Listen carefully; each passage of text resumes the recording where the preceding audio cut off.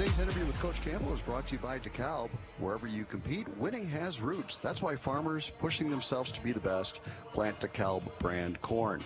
Iowa State and Texas Tech today, and Coach, you have a schedule set up where you play 3 games, then have a bye in conference, then 3 more, and then a bye, and then 3 more. Important probably to try to finish this little pod of games out the right way. Yeah, I think the most important thing is it's our next opportunity to really grow. And, I think so critical early in the season that, you continue to make great growth from week to week. And, I really feel like our kids understand that. You get a really good challenge again this week at home, kind of an up-and-coming team that's playing with a lot of confidence and, will be a great challenge for us. But I think the bigger challenge, to be honest, is, can we continue to keep growing at the pace that we need to grow, that when at the end of the season we become the team we want to have the ability to become. So a lot of challenges in line right now for us in our program. And Texas Tech's record's a little bit deceiving. They had fourth quarter leads, up 15 with 3 minutes to go against Texas, and led Kansas State in the fourth quarter as well. So they're a good football team. No, I think this is a really talented young team. I think it's a team that has a lot of really, really talented pieces, a team that you can see that's starting to really have a lot of confidence in who they are and what they want to do. And, really in all 3 phases, I think you've seen them make huge plays in the special teams world. You've seen them make huge plays on offense, and you've seen them make huge plays on defense. So a team that I think has a lot of confidence right now where they're at, and just trying to kind of push completions to everything that they've done. What I gathered from your post-game comments after the win over Oklahoma, that it was certainly a good deal to beat them, but what excites you most probably is that there's still room for improvement. Yeah, I think there's a lot, and I think you watch the game, and I felt it throughout the football game that there's still some real concern areas for us in terms of the precision and detail that we want to play with and execute with, and I think some of those things continue to show up, and we went back and continue to hammer at those, but like you said, I think the bigger concern for me is are we making the strides that we need to make to be the team we want to become? How much has this team grown from week 1 to right now?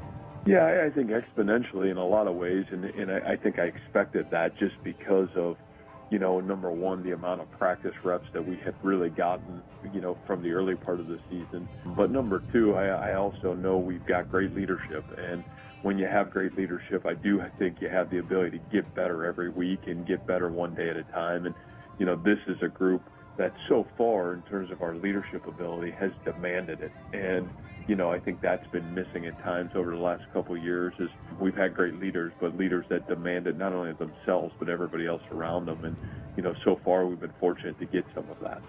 Back with more of the Coach's Corner. You're listening to Cyclone Football from Learfield IMG College.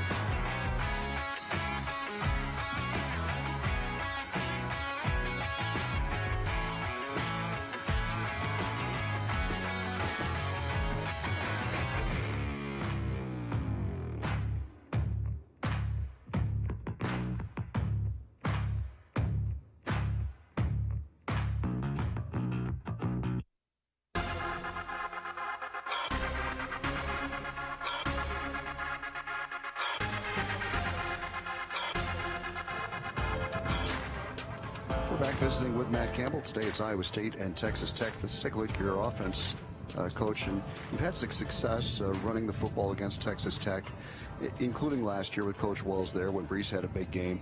What's it going to take to establish that run game today? Yeah, I think the first thing is you got to do a great job of, dissecting what they're going to do.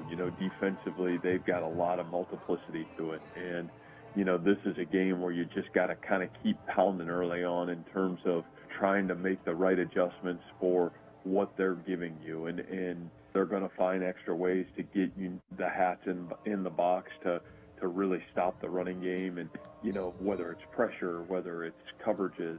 And I think our ability to adjust and adapt within the football game today are going to be huge for us. Yeah, you just touched on something that probably is very true. Teams are going to start to load the box and try to take away Brees if he continues to put up the numbers he is. We saw that touchdown pass to Xavier Hutchinson in a situation like that. Is it good for Brock when defenses do that? Well, I think what the running game allows safeties to really not cheat. I think sometimes when you're inefficient running the football, the safeties all of a sudden have the ability to cheat. They can be, a partial run defender and still be really good pass defenders. And I do think when you're able to establish a running game, now safeties have to declare themselves, pass or run. And so I think that's something that our true running game gives you. And, something that we have to continue to find an identity in being able to create a true running game for ourselves. Game one, Matt, your team had no plays that went 20 yards or longer. You had 6 of those against TCU, and then against Oklahoma, several more, and you averaged 7.4 yards a play against OU. How are you able to get those explosive plays now that you weren't able to get in game one? Yeah, I think just the reality of it is execution. I think you understand in terms of, so many new guys offensively in new spots. And, obviously I think sometimes we see Brock and we see Brees, but the reality is the rest of the group, other than Charlie, who we didn't have game one, is brand new and playing a lot of new positions and being asked to do things that they haven't been done before. So, I think that's the bigger thing, is the ability to execute and really hone in on the execution process. And sometimes I think just from a offensive standpoint, when you got so many new guys, I think that execution takes a little while. And I think you start slowly starting to see that build and the confidence build amongst the group, which is a real positive. You really haven't had your full complement of receiving threats in any game this season so far. Charlie was out week 1. Tariq was kind of in and out of the lineup the last couple weeks. Are you proud of the way other guys have stepped up in those situations? I really am, and I think that what that's going to allow us is down the stretch to be even, that much, better when we have guys that get dinged up or guys that are out. And, I think, continuing to see some of these guys, and some of it's youth and some of it's, maybe some older guys that are getting their first opportunity to really show what they can do. All those guys continuing to get better, continuing to grow, will be critical to our success. Back with more of the Coach's Corner. You're listening to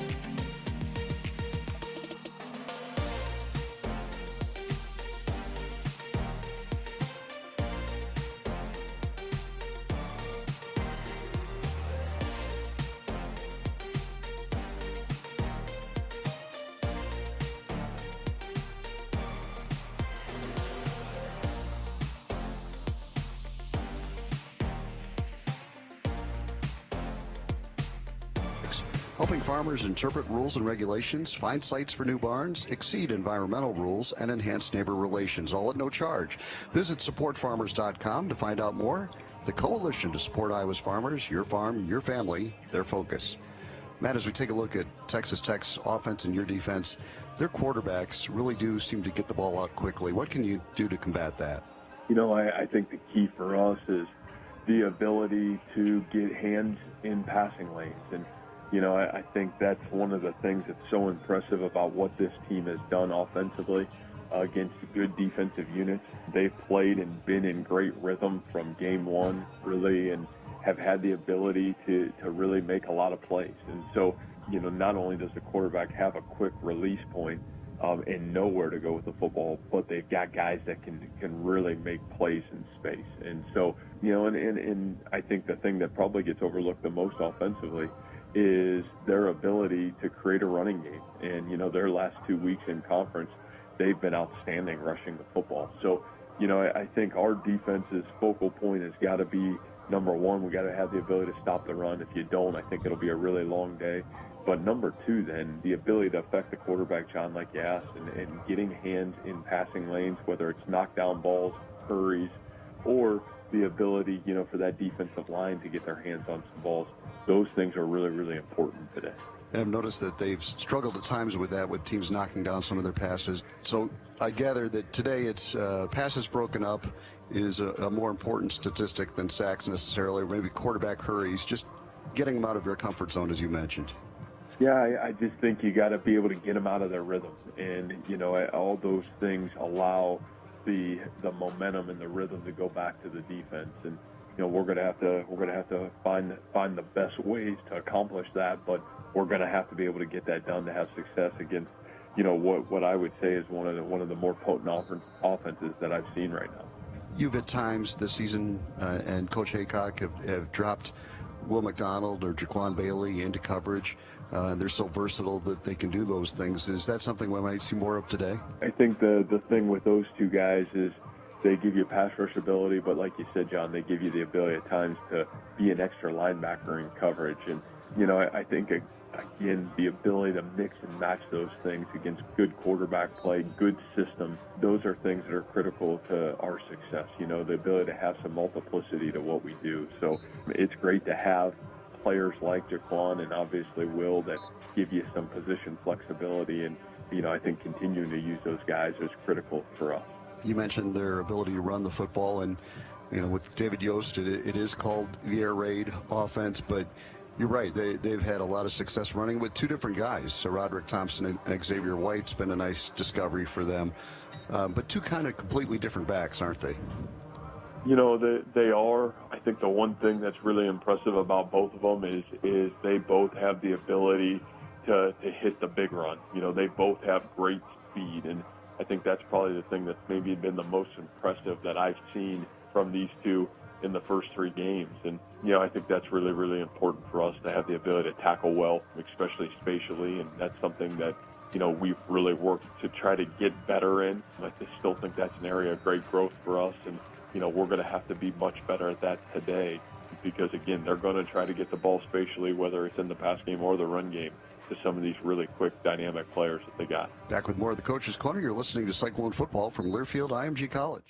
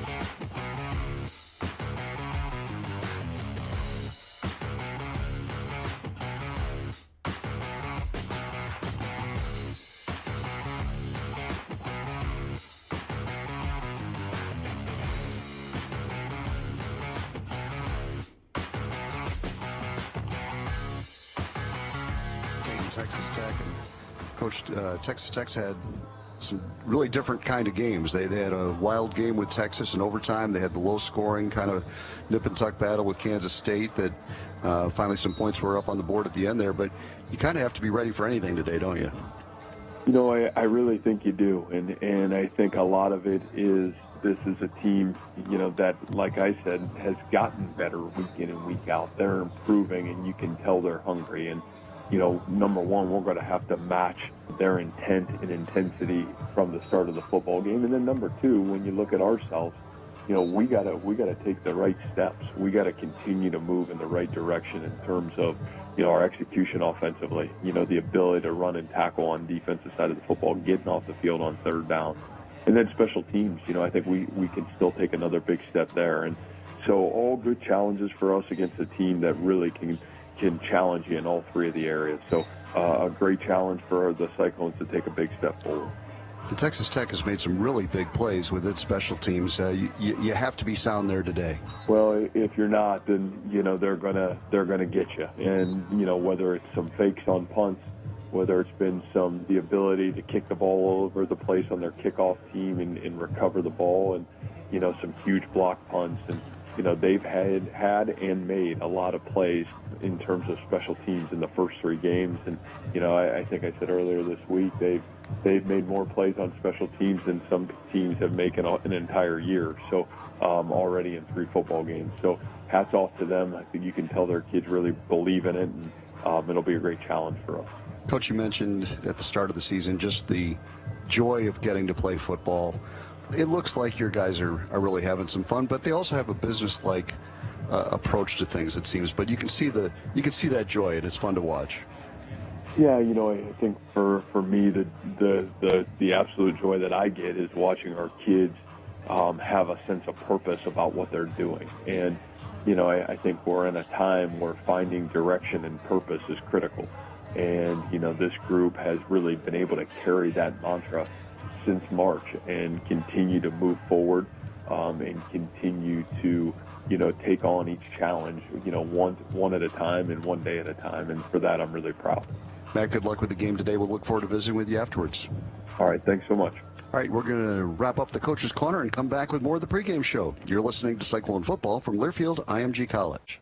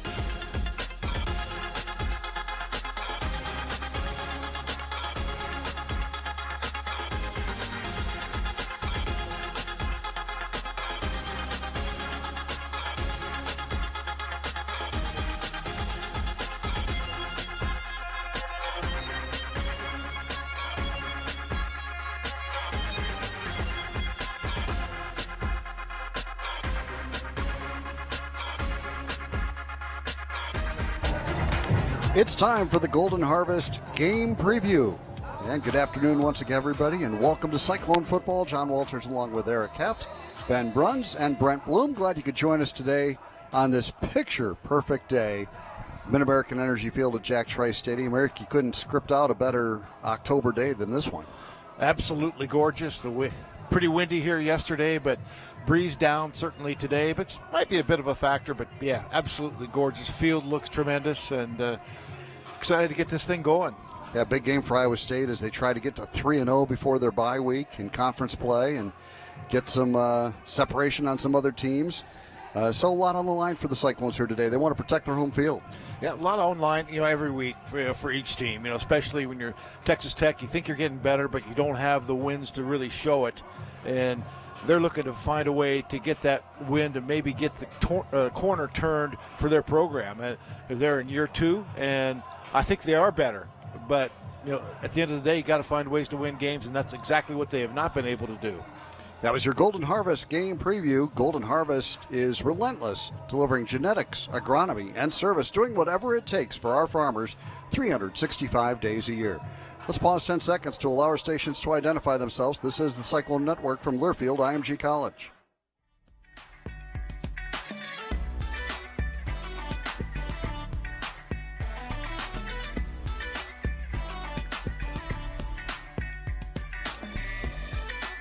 Now for the Hy-Vee matchup report. Hy-Vee, the official tailgate headquarters of Cyclone football. Eric, let's take a look first at Iowa State's offense, which has been averaging almost 8 yards a play in conference games. Right. Facing a Texas Tech defense that I think is not perfect yet, but is a lot more sound than it used to be.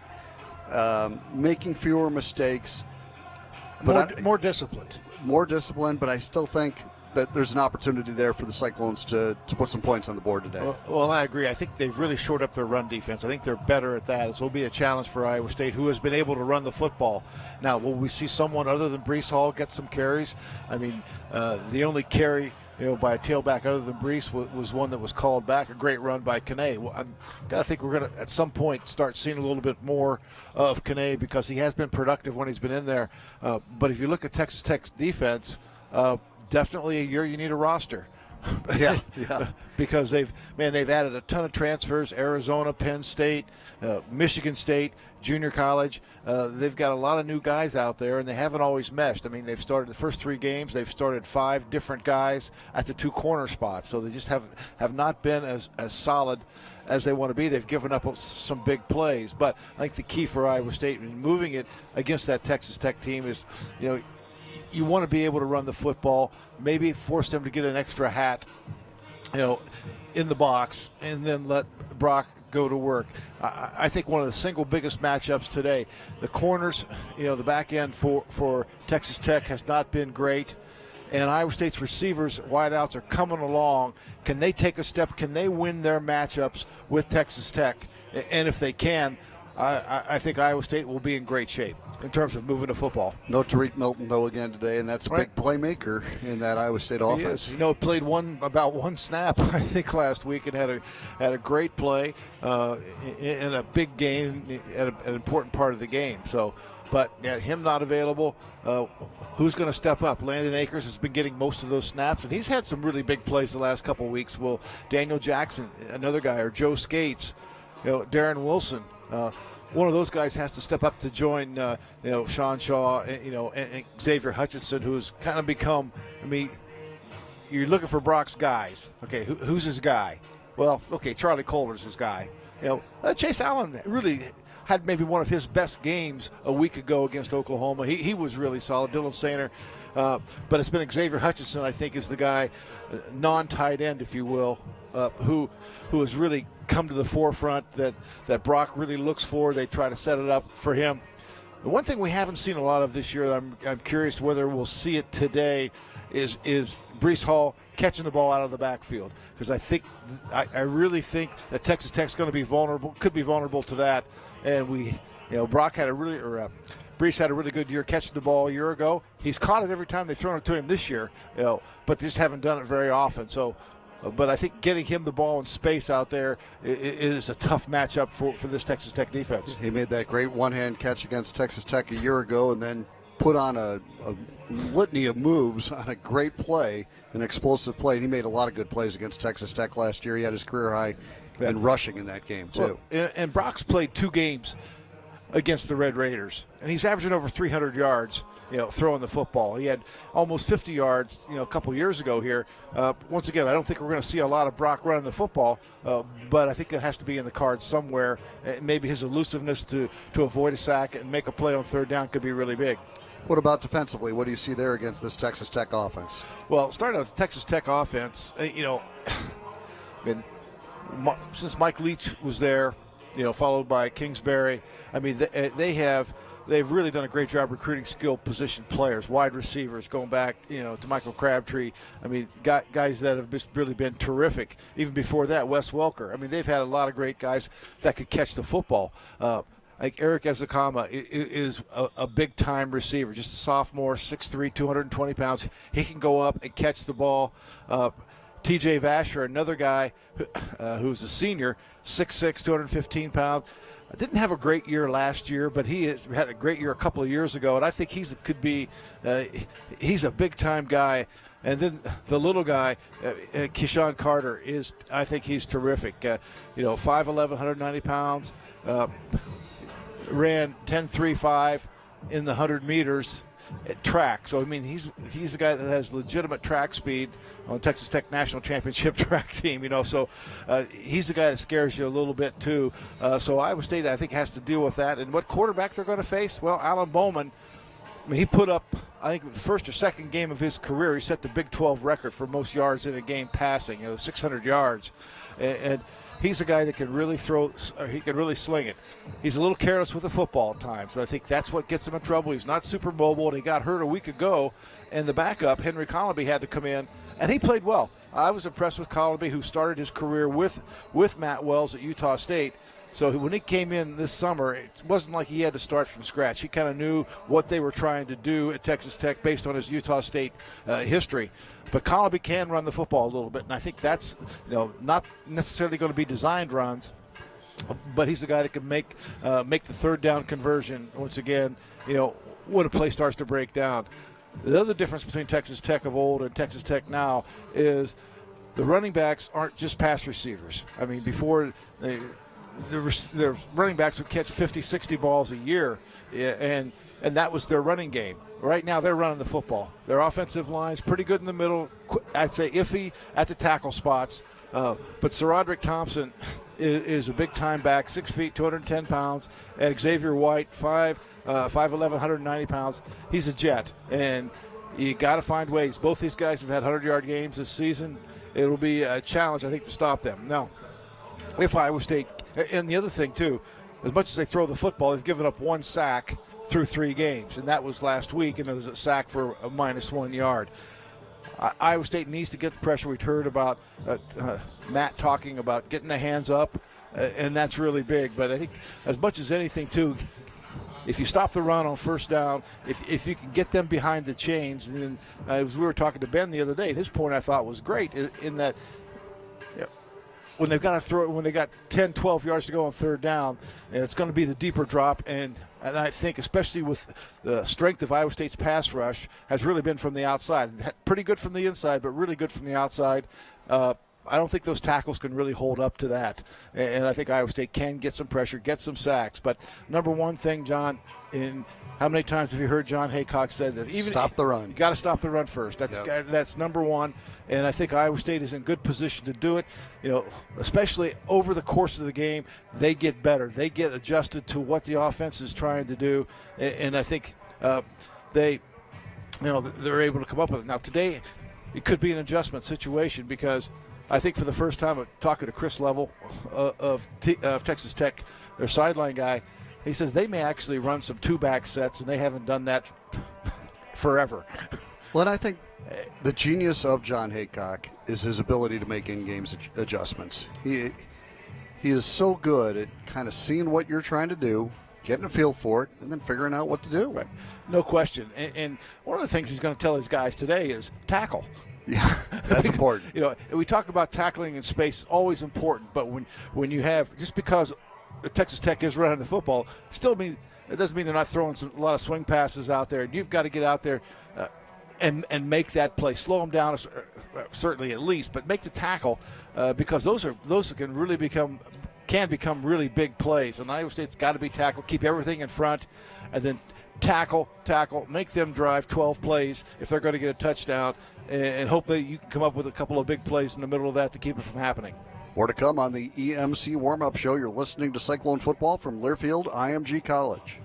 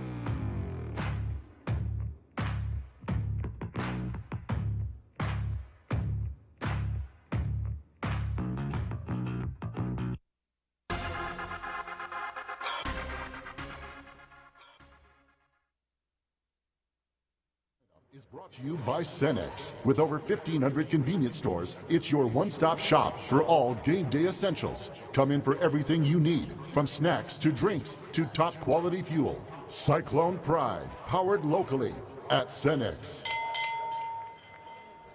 The Cyclone Offense. From Mundelein, Illinois, number 75, Sean Foster. From Belleville, Illinois, number 55, Darrell Simmons Jr. From Ames, Iowa, number 57, Colin Newell. From Plymouth, Wisconsin, number 64, Derek Schweiger. From Phoenix, Arizona, number 76, Joey Ramos. From Gilbert, Arizona, number 15, Brock Purdy. From Wichita, Kansas, number 28, Brees Hall. From Norman, Oklahoma, number 88, Charlie Kohler. From Prairie Grove, Arkansas, number 89, Dylan Sainer. From Jones, Oklahoma, number 2, Sean Shaw Jr. From Jacksonville, Florida, number 8, Xavier Hutchinson. And now, the Cyclone defense. From Jacksonville, Florida, number 3, Jaquan Bailey. From Chicago, Illinois, number 93, Isaiah Lee. From Detroit, Michigan, Ioma Uwazurike. From Brecksville, Ohio, number 23, Mike Rose. From Cedar Rapids, Iowa, number 34, Orion Vance. From Des Moines, Iowa, number 35, Jake Vamo. From Valdosta, Georgia, number 13, Tavon Kyle. From St. Petersburg, Florida, number 26, Anthony Johnson Jr. From Grand Prairie, Texas, number 12, Greg Eisworth II. From Bakersfield, California, number 11, Lawrence White IV. From Philadelphia, Pennsylvania, number 1, Aishi Young. And the Cyclone Special Teams. From Naperville, Illinois, number 96, Connor Asali. From Grinnell, Iowa, number 7, Joe Rivera. From Mesa, Arizona, number 41, Kobe Hathcock. Very much, Ben. You've worked hard to build your business. Now count on EMC Insurance Companies to protect it. Find your new agent and the right coverage for your company's assets at emcins.com. And today's EMC Did You Know question is, which Cyclone quarterback holds the school record for most career touchdown passes? Which Cyclone quarterback holds the school record for most career touchdown passes? We'll have the answer to this week's EMC Did You Know right after these messages. You're listening to Cyclone Football from Learfield IMG College.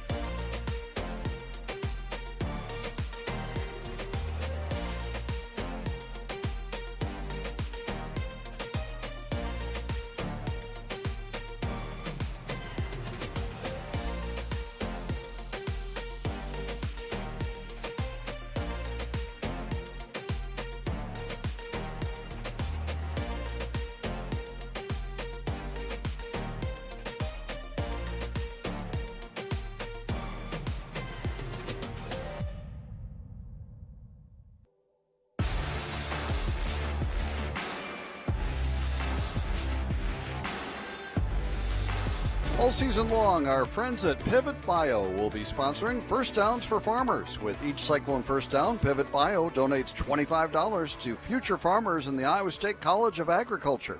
Pivot Bio, the agricultural sciences company, not content to just get in the end zone, they're the ones moving the goalpost. We were talking in the kind of the matchup report a little bit about the Texas Tech offense, the Iowa State offense, the defenses. But Eric, special teams are going to be big in this game too. Well, I think that's absolutely right. You know, you go back, I mean, Iowa State gives up 2 special teams touchdowns in the opener, and that's, in my mind, why they lost that football game, or certainly a huge part of it. Iowa State has really shorted up since then. They've been much better. How big were special teams a week ago? Kene Nwangu's big kickoff return. I mean, Connor Sally. Yeah, Connor Sally doing his job. Joe Rivera continuing to do a great job, leads the Big 12 in punting. So lots changed there. But for Texas Tech, I mean, they've blocked punts. They've blocked a punt. They've had two of theirs blocked.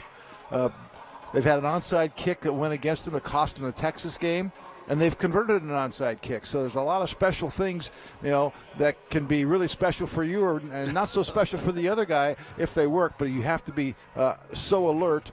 But can you win special teams today? That third phase of the game that has been a really a big part of all three of Iowa State's games so far, and certainly exactly the same thing for Texas Tech. Kene Nwangu's getting a little bit more of a leash, I think, to take some kicks out. He took a couple out of the end zone last week. We saw him fair catch a lot last year. And he still will some, but I think they want him getting touches and getting opportunities, and that's one great way to do it. Well, I mean, you've seen what he's been able to do. Obviously, the big kickoff return, in the fourth quarter against Oklahoma last week. But he had other great kickoff returns in that game. He's had good kickoff returns, and he rarely gets stopped short of the 20 or 25-yard line. He can almost always get it there, and sometimes it's just worth a shot to go with a guy who is a game breaker. He has returned kick for touchdown in the past. He's had some huge kicks, beyond the 50-yard line. Those are huge momentum plays because, except for the start of the game and the beginning of the second half, when you're getting a kick, you're looking for something to flip momentum because the opponent just scored. And those could be really big plays from a number standpoint, but also from a psychological standpoint. This week's CMC Did You Know question was, which Cyclone quarterback holds the school record for most career touchdown passes? And the answer is Brett Meyer with 50. The pride of Atlantic? Absolutely. And okay. And one of our favorites. But absolutely one of our favorites. Not far behind is another of our favorites. Well, Todd Blythe, Well, Brock Purdy. Yeah. Well, okay. But this whole Meyer to Blythe thing, it was so much fun to watch them do. It was great.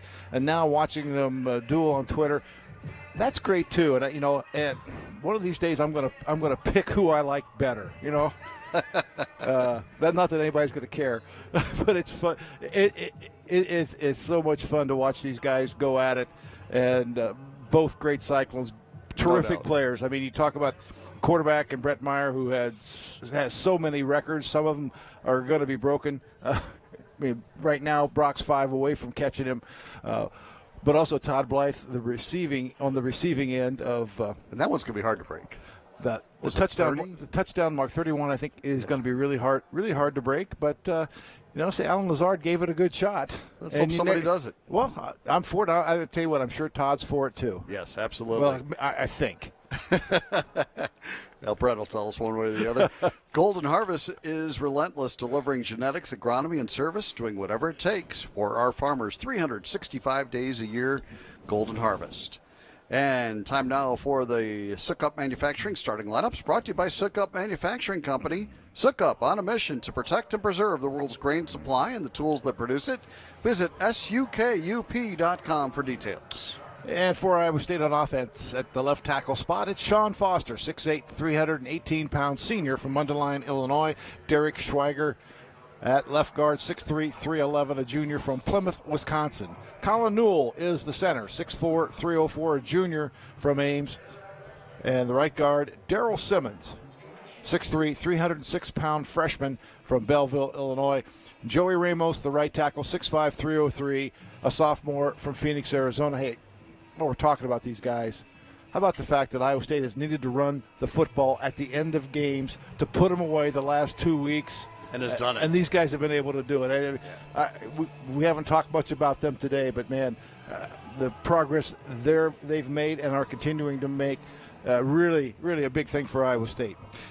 Back to the Sukup Manufacturing starting lineup, Charlie Kohler at tight end, 6'6", 257-pound junior from Norman, Oklahoma. The wideouts, Landon Akers, 6 feet, 191, a senior from Cedar Rapids. Sean Shaw, 6'6", 212-pound sophomore from Jones, Oklahoma, and Xavier Hutchinson, 6'3", 207-pound junior from Jacksonville, Florida. Breece Hall, the Big 12's leading rusher, is the running back, 6'1", 215-pound sophomore from Wichita, Kansas. And Brock Purdy, with 21 school records under his belt already, is a 6'1", 212-pound junior from Gilbert, Arizona. On defense, it'll be Eni Iwazurike at one end spot, 6'6", 310, a senior from Detroit. The other end, Jaquan Bailey, 6'2", 261, a senior from Jacksonville, Florida. Isaiah Lee is the nose guard, 6 feet, 301-pound sophomore from Chicago. The linebackers, Mike Rose, 6'4", 245, a junior from Brecksville, Ohio. Orion Vance in the middle, 6'2", 248, a junior from Cedar Rapids. And the weak side backer is Jake Hummel, 6'1", 228-pound senior from Des Moines. The corners, Tavon Kyle, 5'11", 174, a sophomore from Valdosta, Georgia. And Anthony Johnson, 6 feet, 192, a junior from St. Petersburg, Florida. The strong safety is Greg Eisworth, 6 feet, 198, a senior from Grand Prairie, Texas. The star position is Aishim Young, 5'10", 208-pound freshman from Philadelphia, Pennsylvania. And the free safety, Lawrence White, 6 feet, 197, a senior from Bakersfield, California. It is supposed to be 15 minutes to kickoff by Geico. 15 minutes could save you 15% or more on car insurance. But they did the 5-minute slide for TV, so we're actually 17 and a half minutes away from kickoff between Iowa State and Texas Tech. There is more to come on the EMC Warm-Up Show. You're listening to Cyclone Football from Learfield IMG College.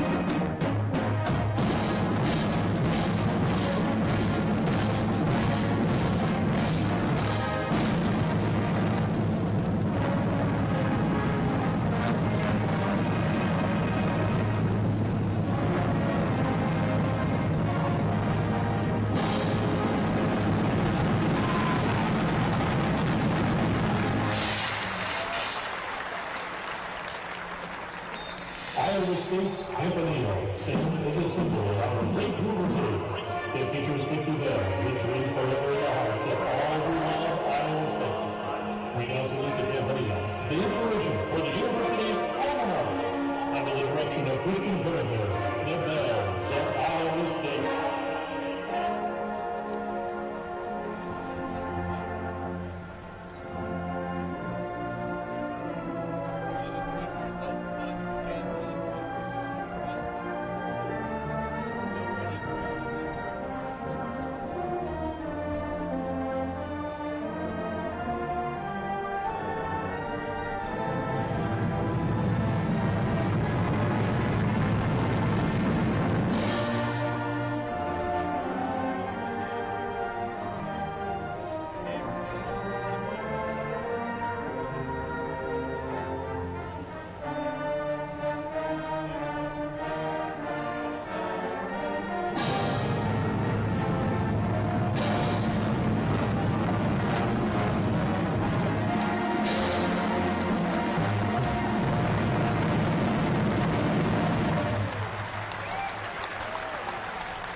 Cyclone is in.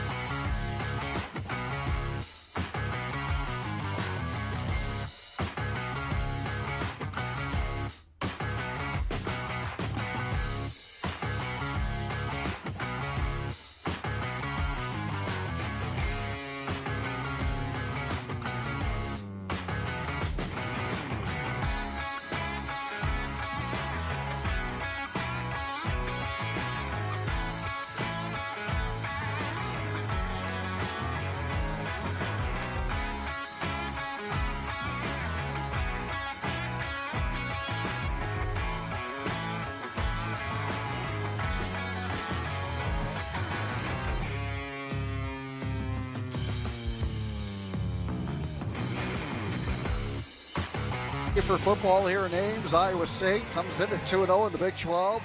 2-1 overall. Texas Tech 1-2 overall. They're 0-2 in the Big 12. Time for the Brew Pub Pizza Pick'em. Eric, today Kansas State plays TCU in Fort Worth. What do you like? Oh, Battle of Purple. That's a great question. I want to like TCU, but there's something about K-State, the way they're playing right now. Then the little scat back for Vaughn? For TCU or for K-State. I just think TCU's defense could give up some big plays to him. All right, so you're taking the K-State upset there, huh? It is an upset. I'll go with TCU. Oh, chalk. I know. How about Miami Clemson? Where are you at? Clemson's Clemson. Yep, I'm with you. And Miami's been real impressive so far, but Clemson it's at Clemson. Not that I think that even matters. Pitt travels to Boston College. What do you like? I'm going to go with Boston College. Okay. That's another upset. All right, I'll take Pitt because I'm Chalk. I am Mr. Chalk. Mr. Chalk. Another matchup involves pizza. Our choices today: sausage, pepperoni, taco grande, or bacon cheeseburger. Which one do you pick? Mr. Traditional right here. Sausage pepperoni. Well, Come that's on. a heavy favorite, too, Yeah. and I'm going to go, since I'm Chalk, I'm going sausage pepperoni, too. I'm sure the others are good. I'm sure they are, but I know sausage and pepperoni is good. Fans, don't forget to vote for your favorite Brew Pub Pizza on Iowa State Athletics' Twitter page for a chance to win a prize pack from Brew Pub Pizza. Brew Pub Pizza, the official frozen pizza of Cyclones, available at all area grocery stores. So they did slide back our kickoff because of TV. They're always dictating things. Yeah, right. And meanwhile, This is the guy at Cyclones.tv. Red River rivalry. Oklahoma with the ball up 31-24, but they have 4th down and 9. They're about to punt it away with still 2:04 to go. They just threw the ball. So now Texas is going to get an opportunity down 7, 2:04 remaining, out of timeouts. Wow. Incomplete pass is your worst enemy in that situation with Texas out of timeouts. I know you want to try to get the first down, but their inability to run the football, what Iowa State has been able to do the last couple of games at the end of the game, a big factor. I think Iowa State won the toss and deferred. Let's go down to Ben Bruns. He'll let us know. He was paying attention. Yeah, Go ahead. guys, Tech won the toss, elected to receive. Iowa State's going to kick off from north to south. Even better. Okay. And thank you very much, Ben.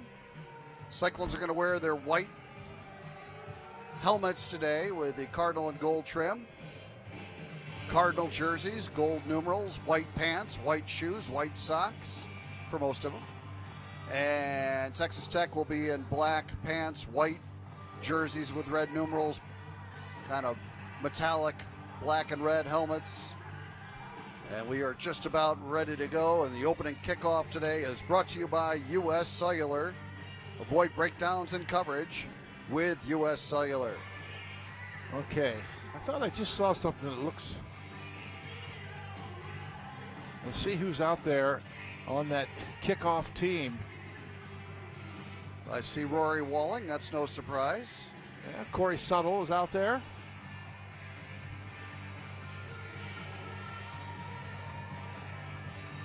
Cole Peterson. Okay. Deshaun Davis. Aisheem Young. Eric Horn. Jake Hummel. Arnold Azuna. But the guy I'm talking about is the kicker. Instead of Eddie Ogamba, it's Cameron Shook. How about that? Cameron Shook, 6'3", 185-pound sophomore from Grosse Pointe, Michigan, a transfer from Navy. Okay. Cameron? That's a name I have not heard. All right. Well, we will. It's a name I hadn't heard either. Cameron Shook will kick it off for Iowa State. And we are just about ready to go here at Mid-American Energy Field at Jack Trice Stadium. Wind behind him. Shook hits it and hits it pretty well. It will be a touchback on the first career kickoff for Cameron Shook, who ran into the center judge. Apologized. Now goes back to get his tee. And Texas Tech will start at the 25-yard line.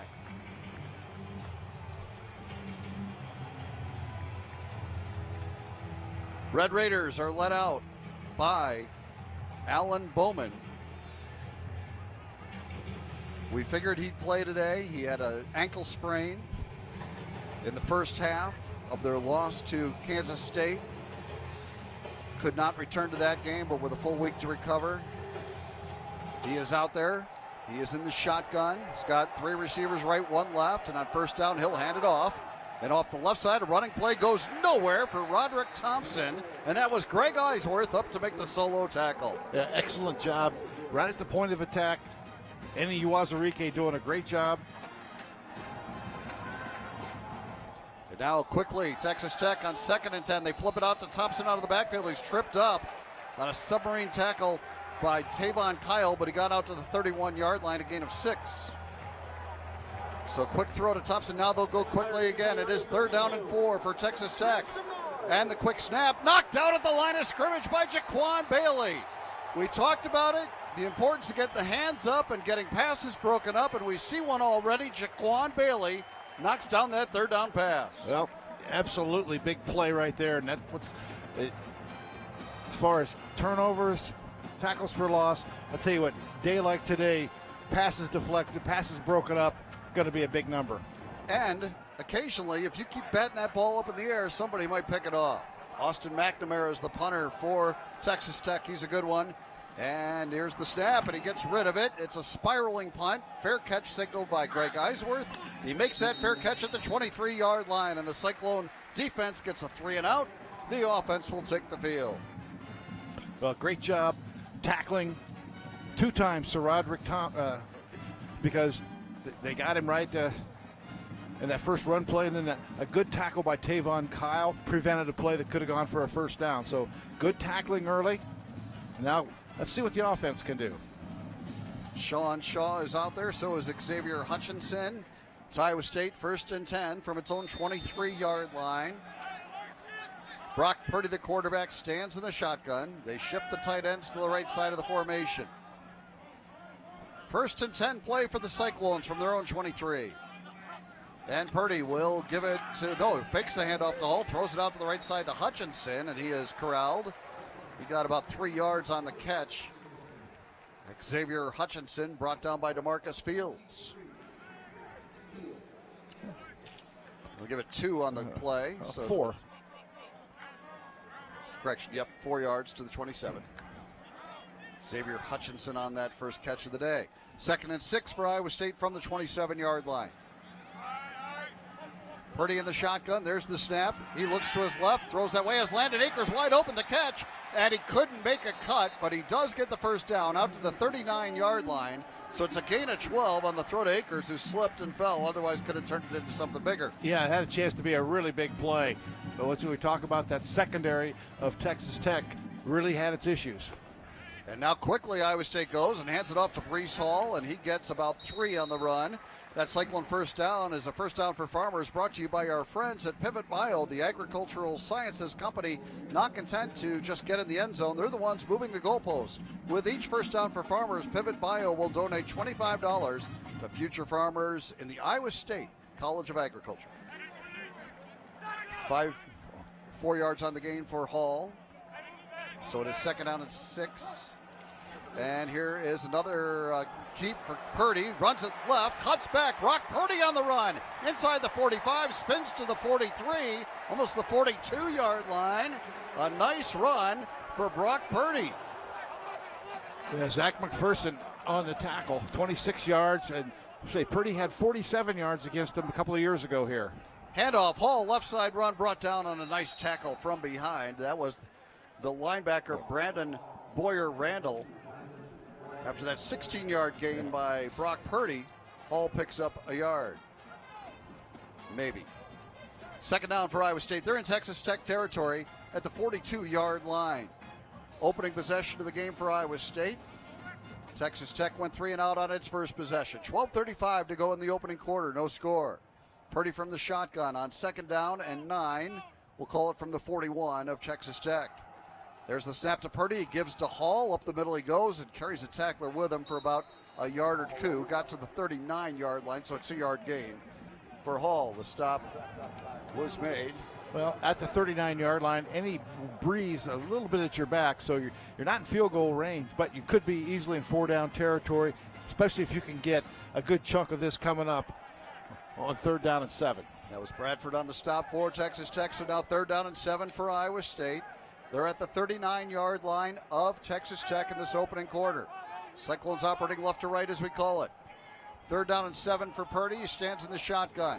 He looks to throw. Here comes a blitz. He delivers to the right side. A juggling catch is made.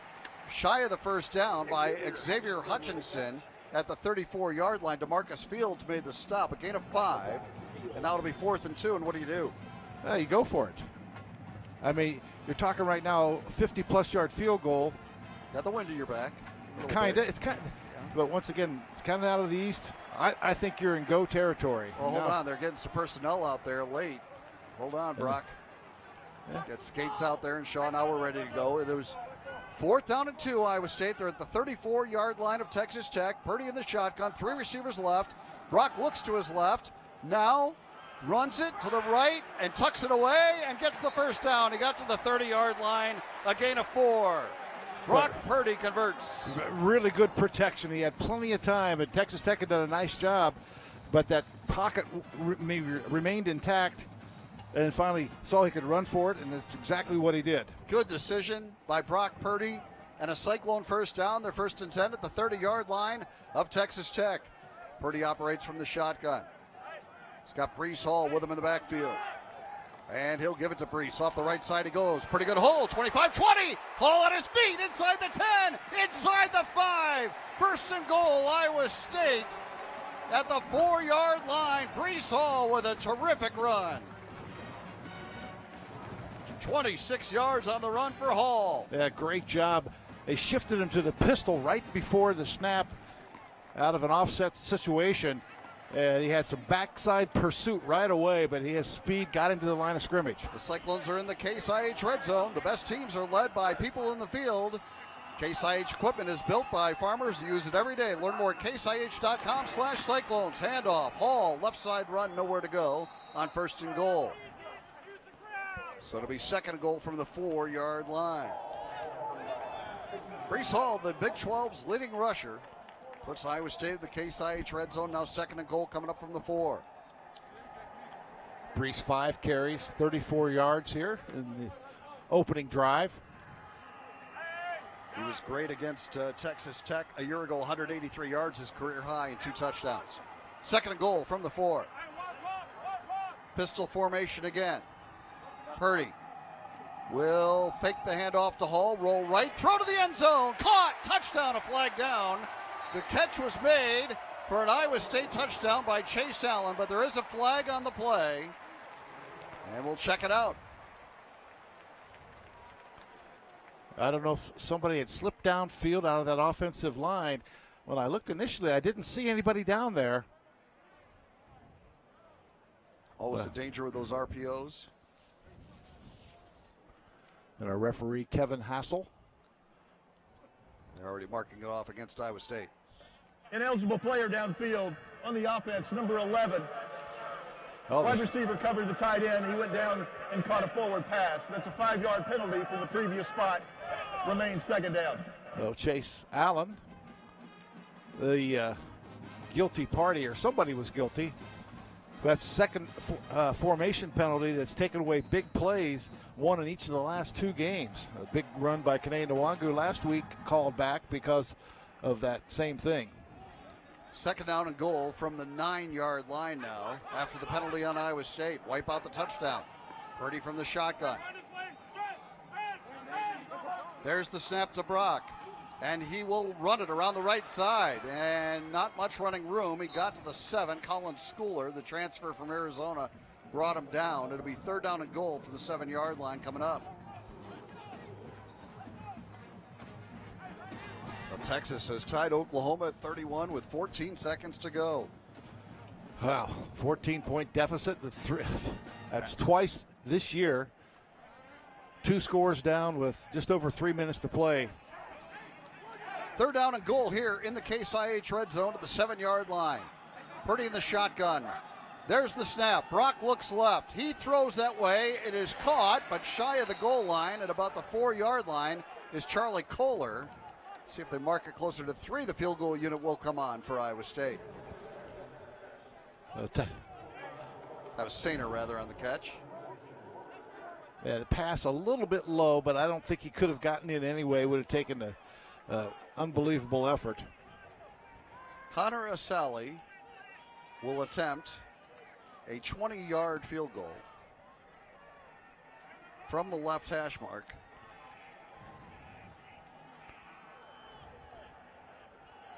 And try to get the Cyclones on the board first. There's the kick by Asali. It's blocked and is picked up by Texas Tech. And they might take it the distance here. Down the sideline, inside the 50, 40, 30.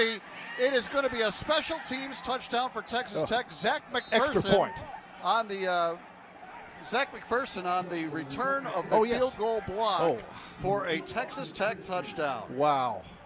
And Asali had hit 11 consecutive field goals. He has this one blocked, and McPherson scoops and scores. And what a turn of events. What a turn of events is right. Yeah, we talked about the importance of special teams and Texas Tech, ability to block punt, and now blocking a field goal attempt. It was Eli Howard that came right up the middle and blocked it, and McPherson was right there and just caught it and went about 95 yards on the return. And now the point after try by Trey Wolf is on the way, and it is good, and it's 7-0 Texas Tech after a long drive by Iowa State. What a turn of events. We talked about the importance of special teams. Texas Tech strikes first. They lead at 7-0. 8 minutes to go first quarter on the Cyclone Network from Learfield IMG College.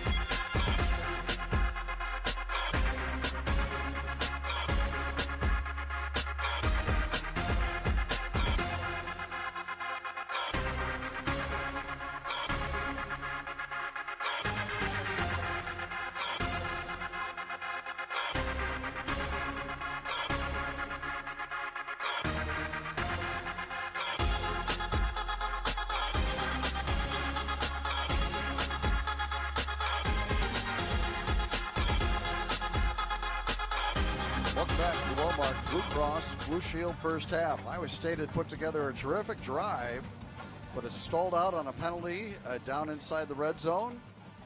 And then a short field goal attempt by Connor Asali was blocked by Eli Howard. Zach McPherson scooped and scored from 90 yards. And Texas Tech scores first. 7-0 Red Raiders.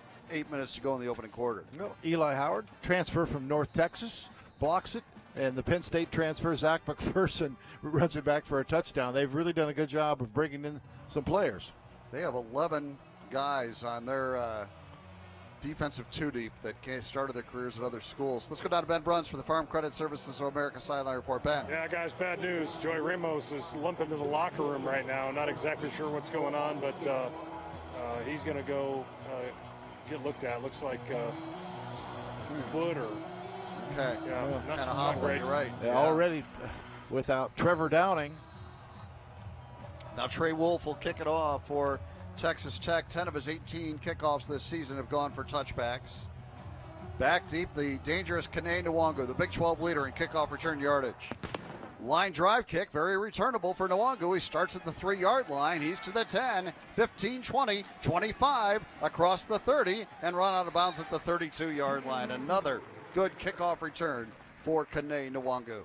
Well, let's see who mans that right tackle position.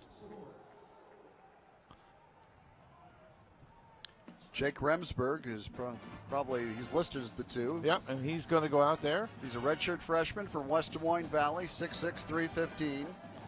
Jake Remsburg in at right tackle. Next to another redshirt freshman, Daryl Simmons. Cyclones 1st and 10 from their own 32-yard line. Operating left-right, trailing 7-0. Purdy hands it off. Brees Hall cuts left across the 35 to the 40. And that is a nice 8-yard run for Brees Hall on first down. Yeah, pretty well blocked. And you kind of have to think that Iowa State may run a little bit more to the left here with the 2 freshmen on the right side. Rico Jeffers made the stop for Texas Tech. It's 2nd down and 2 from the 40-yard line. Cyclones down 7-zip. Purdy operates from the shotgun. Colin Newell will snap it to him. On a 2nd and 2 play, fake handoff to Hall. Purdy with time. Now rolls left, buys some more time, flips it out there incomplete. It was through the hands of Charlie Kohler, who had it. We don't see Charlie with a lot of drops. Wow, that was absolutely a first down if Brock decided to run it. Sorry, that was Sainer Okay. again. Yeah, the 88-89, hard to determine, but that was Dylan Sainer that couldn't hang on. And now both those tight ends come out. Sorry, Charlie. And Chase Well, Allen is in. Well, Sainer's going to stay out there. Okay. Yeah. So it'll be Right. 3rd down and 2. 3rd down and 2 at the 40. Cyclones operating left to right here in this opening quarter. A 3rd down and 2 play from their own 40-yard line, and a handoff to Brees Hall, just finding his way, gets the first down, out to the 44, gain of 4. Great vision, and don't rush the play that time. Let the offensive line do its job. He saw something that was about to open. He waited, and just kind of that pause at the hole, and then drove for the first down. And now Kane Nwangu is into the lineup for Iowa State for Brees Hall. First down and 10, Iowa State at its own 44-yard line. Purdy in the shotgun, offset to his right is Nwangu. Cyclones 1st and 10 at their own 44. And Purdy fakes the handoff to Kane. Now flips it to him out of the backfield. The catch at the 42. Makes a man miss. Gets across midfield to the 49-yard line of Texas Tech. Nice running after the catch. Rico Jeffers made the stop at a gain of 7 on the throw to Nwangu. Well, Iowa State's been able to move the football. Let's just hope that continues and they can cash in the end zone. For the best agronomic advice for your farm, count on your local Pioneer team for year-round advice. Pioneer, an American seed brand since 1926. 2nd and 3 from the 49-yard line of Texas Tech. Purdy operates from the shotgun. Brings Landon Akers in motion. And he will throw it to Akers. Left side, has the catch, makes a move across the 40, and he spins inside the 35 to the 34-yard line. A gain of 15 on the catch for Akers. Well, Brock Purdy has been really sharp so far. He is now 6 out of 7. And the one was a drop. 5:50 to go in the first quarter, 7-0 Texas Tech. Cyclones 1st and 10 at the 34-yard line of the Red Raiders.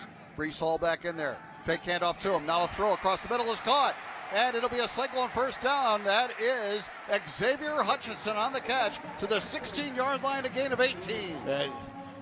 Just a nice slant route that time, but Dave Purdy has had plenty of time to throw the football. They're not bringing extra people right now, and he can kind of pick them apart. And he is. The Cyclones 1st and 10 in the Case IH red zone at the 16-yard line.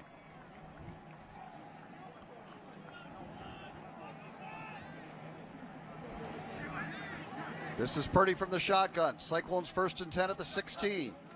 And a quick throw to the right side. It is caught. And that's Daniel Jackson. Run out of bounds near the 10-yard line. After making the catch, the true freshman gets to the 11, gains 5. So Purdy really spreading it around. Well, they're doing a lot of stuff with motion. And it's really forcing that Texas Tech defense to move around. They've not covered the motion man particularly well so far. Iowa State's got 3 or 4 completions to that man already. 2nd down and 5 from the 11-yard line of Texas Tech. Pistol formation. Tight end shift to the right. Hall, the running back. Purdy gives to Hall. Off the right side he goes. Inside the 10, the 5. Touchdown! Brees Hall, 11 yards out. Running behind Jake Remsburg on the right side of that offensive line. An 11-yard touchdown run. 17th touchdown for Brees Hall in the last 11 games. 12 games now. Yeah, well blocked, but man, just great finish to that run by the sophomore from Wichita. And Iowa State answers right back. Tell you what, that is a big-time answer. Iowa State with 147 yards of offense to 7. And now Connor Asali to try to tie the game. And we've got a flag. The Cyclones had an extra man out there. Illegal substitution on the offense. 5-yard penalty. We'll retry. Well, that drive, 8 plays, 68 yards. And it answered, that blocked field goal attempt that went for a touchdown. So now backing up for this point after try will be Connor Asali. It will be a 25-yard point after attempt out of the Blake Clark hold. Snap from Connor Guess. Snap and hold are good. Kick on the way, and it is good. And we are tied at 7. Brees Hall with an 11-yard touchdown run. Brought to you by Producers Livestock. Good for another $200 donated to the Iowa FFA. Producers Livestock is proud to support Iowa, future farmers of America, and Iowa State football. Timeout on the field. 4:31 to go in the first. Iowa State and Texas Tech tied at 7 on the Cyclone Network from Learfield, IMG College.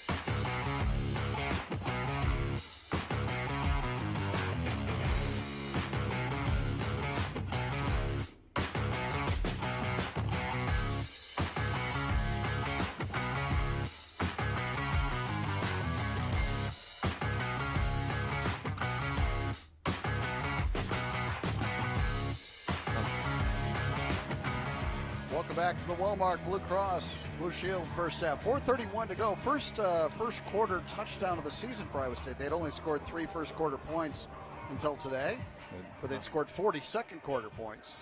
And now they have 7 on the board here. Iowa State has run 20 plays here in the first quarter. They've averaged 7.3 yards per play, which is kind of what they've been doing, the last couple of weeks. Hey, enjoy peace of mind in these changing times with the Medicare Supplement Plan 9 out of 10 stay with year after year. From Wellmark, Blue Cross and Blue Shield. Visit wellmark.com/benefitofblue. Let's get down to Ben Bruns for the Farm Credit Services of America sideline report. Ben, a couple of young guys on the right side of the offensive line there did a pretty good job. They did a great job. Yeah, Jake Remsburg stepped in and really Iowa State didn't miss a beat. They ran toward their side the last couple of plays, and great blocks down the field by both those guys. And you mentioned, Eric, another good block on that touchdown. Yeah, run. Chase Allen out there doing a great job as well. No surprise there. Iowa State will kick it off with Cameron Shook. And it is an end-over-end kick, taken at the 1-yard line, and here they come across the 15. A flag down, out across the 25. Another flag comes down on the far side of the field, so 2 flags on the play as they returned it to the 27. I think they both saw the same thing. That on the kickoff return for Texas Tech was Chadarius Townsend.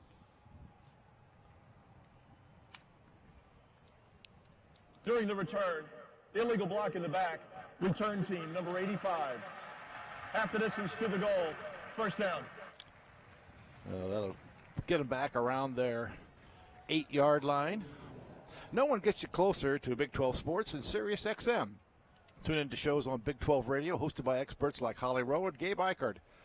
Plus get conference news, analysis, and more. From off-season and through postseason, we've got your team covered anywhere you go.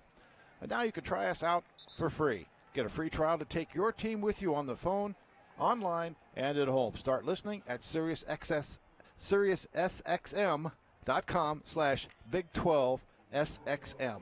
Time out on the field. 4:25 to go, opening quarter. 7-7 game on the Cyclone Network from Learfield IMG College.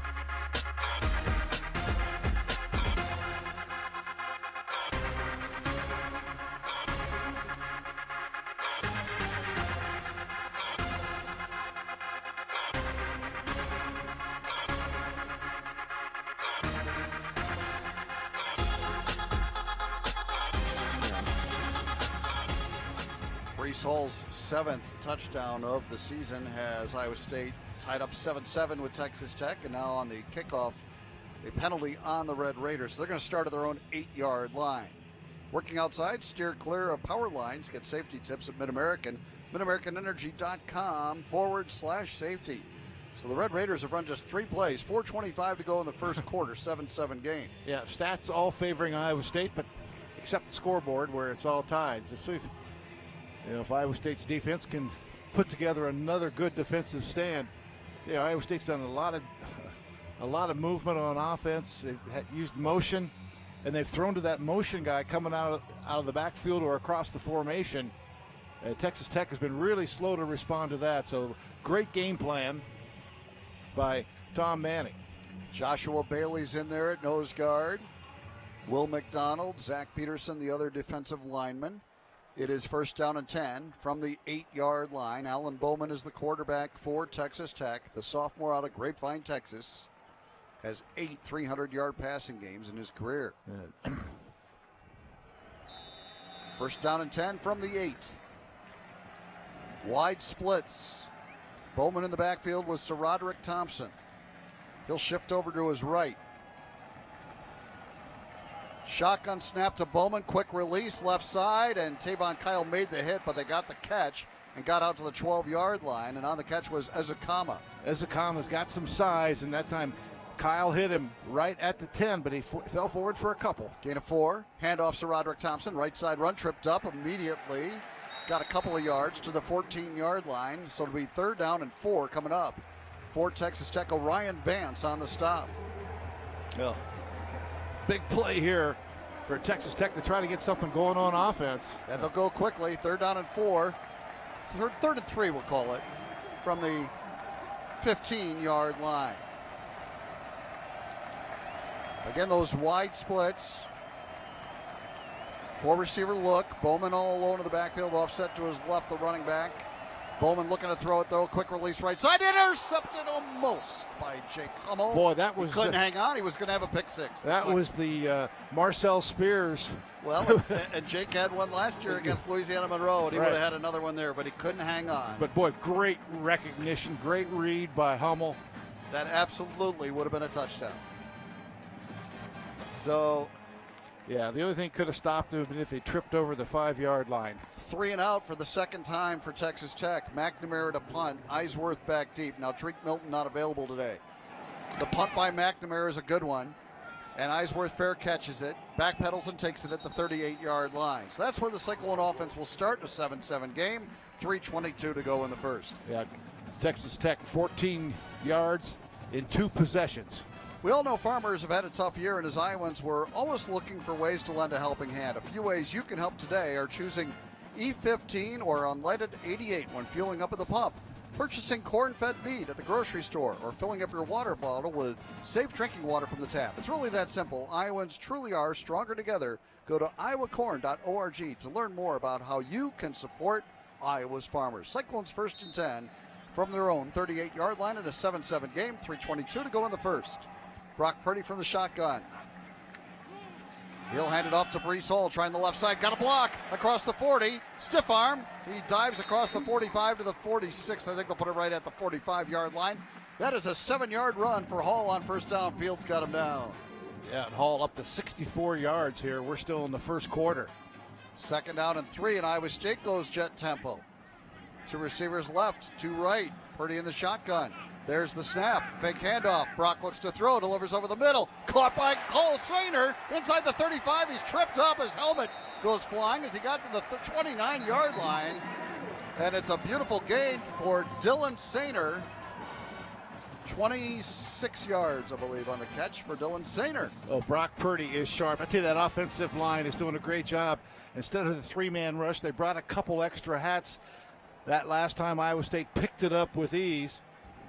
Sainer's helmet bounced off the turf and flew about 12 yards in the air. First and 10, Cyclones at the 29-yard line of Texas Tech. Purdy from the shotgun. Quick throw to Daniel Jackson. Makes the catch. Gets hit right away. Right at the line of scrimmage. It was DeMarcus Fields that made the stop. No gain on the play. 2:25 to go. First quarter, 7-7 game. Another time Iowa State puts the man in motion. That time they had Jackson set up in the backfield, split backs, put him in motion, and Tech for the first time today really responded to it. All 3 tight ends in the game for Iowa State, and all 3 are lined up to the right side, out wide. Now they come in tighter. It is second and 10 from the 29-yard line. Purdy from the shotgun, Hall offset to his left. And Brock wants to throw it. And here comes the rush. He delivers a man open. It's caught. And inside the 20 to the 18-yard line goes Xavier Hutchinson. He'll have enough for a Cyclone first down. And they're back into the Case IH red zone. McPherson made the stop. Yeah, Hutchinson, his 4th catch of the day. The market at the 19. It's 1st and 10. Iowa State in the Case IH red zone at the 19-yard line. 7-7 game, first quarter, 1:30 to go. Purdy from under center. Everybody bunched to the right side. A pitch out that way to Hall. Right side run. Inside the 15. Down to about the 13 or 12 goes Brees Hall. He picks up 6 more, maybe 7. Give him 7. And Hutchings made the stop along with Monroe, but a 7-yard run for Brees Hall on first down. Student body right. Yeah. They had everybody out in front, and Brees just patient, letting those guys do their job, and then sticking his nose in there at the end of the run. 2nd and 3 from the 12-yard line for Iowa State. Hall's already had an 11-yard touchdown run. He lines up now behind Purdy, and Purdy hands it to him. Brees off the right side, hurdles a man and gets to the 3-yard line where it will be 1st and goal. Brees Hall goes airborne and picks up 9. Yeah, took a hit at the end of it, but got over that first guy. And Brees Hall with 79 yards here in the first quarter. 1st and goal, Cyclones at the 3. The give to Hall, left side run brought down at the 2-yard line. And we might see if the Cyclones just let the clock run out here or run one more in this first quarter. Jefferson Leggett made the stop for Texas Tech, but the Cyclones are 2nd and goal at the 2-yard line, and I think they're going to let this clock just run out. I mean, I think you got Texas Tech back on their heels, but at the same time, I think Hall is really tired as well. We come to the end of the first 7-7 game, but the Cyclones will be 2nd and goal at the 2 when we return. 7-7, Iowa State and Texas Tech at the end of 1. You're listening to Cyclone football from Learfield IMG College.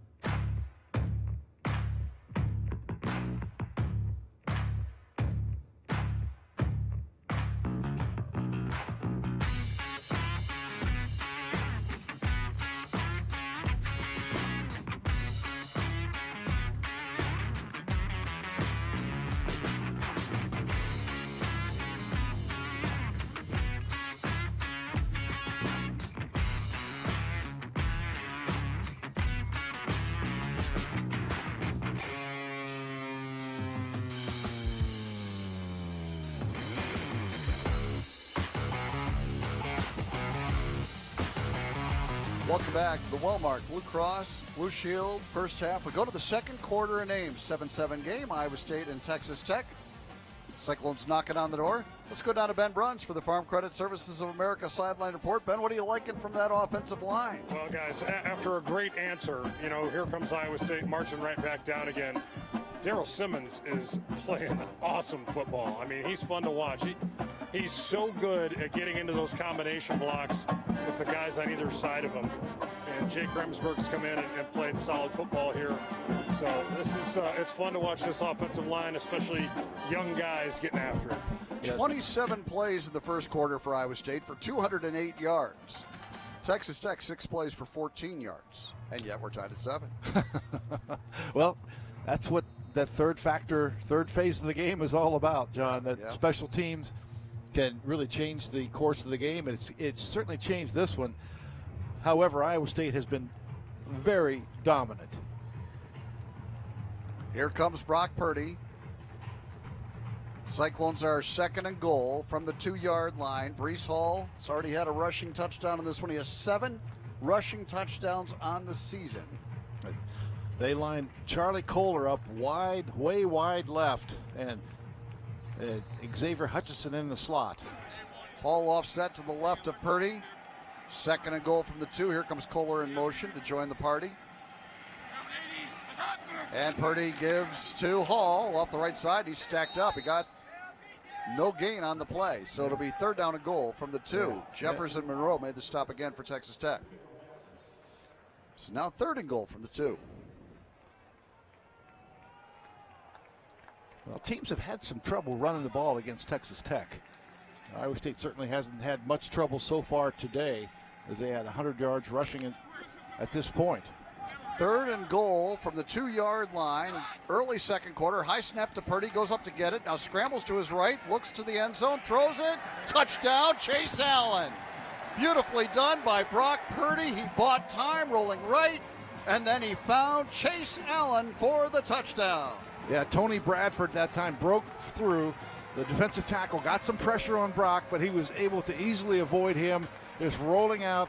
And I think Brock made a great decision. There wasn't going to be any way he was going to be able to run that in. But Chase Allen works back against the grain, finds an opening near the back of the end zone. Brock spots him, and 2nd touchdown catch of the day for Chase Allen. Kind of. One counted. Connor Asali to try the point after. Kick on the way, and it is good. And the Cyclones lead it 14-7 with 14:23 to go in this second quarter. We'll keep it here. Yeah, and that touchdown is brought to you by Producers Livestock. Good for another $200 donated to the Iowa FFA. Producers Livestock is proud to support Iowa, future farmers of America, and Iowa State football. Brock Purdy, 12 of 13 for 109 yards. He's also rushed 3 times for 20. Brees Hall, 13 carries, 80 yards.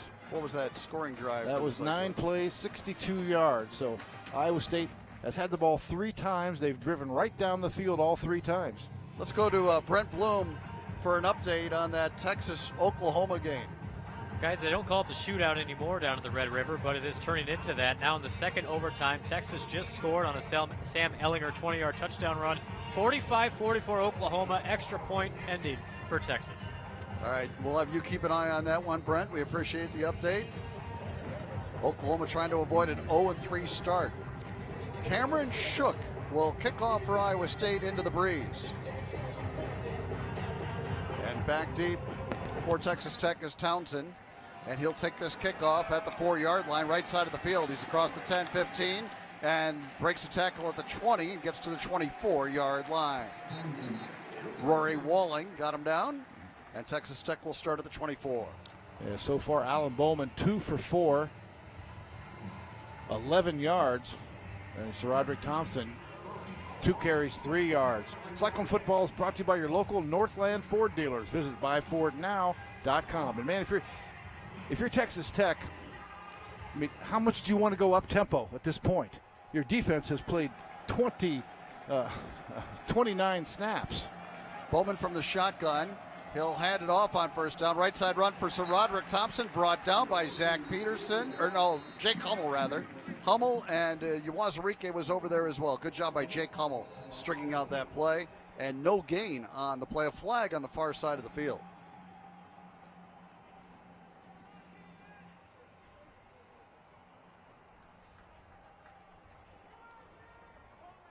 Illegal formation.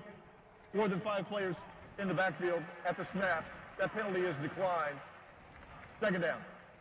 So Hummel stands, and it is 2nd down and 10 for the Red Raiders. You know, Jake Hummel thought maybe played his best game or one of his best games a week ago against Oklahoma. He was really terrific and off to a really good start in this one. 2nd and 10, Texas Tech. They're at their own 24-yard line. They trail at 14-7. 13:56 to go in the second quarter. Out of the shotgun is Bowman. And he will give it on an end around to Miles Price. Around the left side he goes, and he gets across the 25 to the 30. And that quick freshman out near the first down marker gets to the 34-yard line, picks up 10. Miles Price on the end around, the freshman from the Colony, Texas. I'll tell you what, he's got such great speed. It looked like Iowa State had that play forced back. He moves the chains with that first down run. He was able to get to the corner. Now they'll go quickly and hand it off, and up the middle goes Sir Roderick Thompson, brought down by Eisworth, but he picked up about 4 to the 38-yard line. Sir Roderick Thompson, a big back, strong.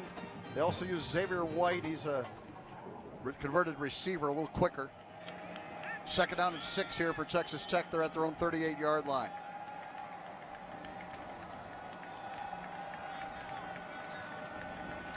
It's Bowman from the shotgun. Offset to his right is Sir Roderick Thompson. There's the snap, and Bowman flips one across the middle. It's caught. Nice catch made across the middle by Jalen Polk, another freshman, to the 48-yard line of Iowa State. Yeah, that time just got that ball by Orion Vance, who had dropped. And now Bowman, another quick throw to the right side, and another catch, this one by Ezukama, brought down by Anthony Johnson in Iowa State territory at the 43-yard line. Well, Bowman getting in a rhythm is always concerning. You mentioned the number of 300-yard games he's had. He had 2 in one game. He had over 600 yards. Against Houston as a freshman. That was 3 years ago because he had a medical red shirt, so he's still a sophomore. Second down and 6 here from the 44-yard line, 43 rather, of Iowa State. Bowman from the shotgun, 3 receivers left, 1 right. He looks to his right, now dumps it out right flat. White makes the catch. He's run out of bounds by Jake Hummel, shy of the first down at the 41-yard line. Yeah, 42 even. Picked up, what, about a yard? Yeah, just that's it. You're right. So third down coming up, 3rd and 4 for Texas Tech. And they'll go quickly from the Iowa State 42. Bowman takes the snap, looks left, delivers. It is broken up. Orion Vance with a big hit on Xavier White as he tried to haul it in. No, rather, that was Miles Price trying to make the catch, but it was Hummel and Orion Vance on the play, and Vance comes up to make the stick. And now 4th down, and the punt unit comes on for Texas Tech. Well, the Cyclone linebackers getting some things done here.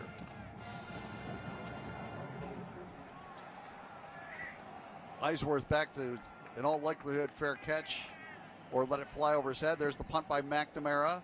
Eisworth's going to let it go, and it'll bounce at the 3 and get into the end zone for a touchback. Yeah, it took a hop away. They had a guy back there trying to field it, and it just skipped away from him. Timeout on the field. 11:40 remaining in this second quarter. It is 14-7. Iowa State the lead and the ball when we return on the Cyclone Network from Learfield IMG College.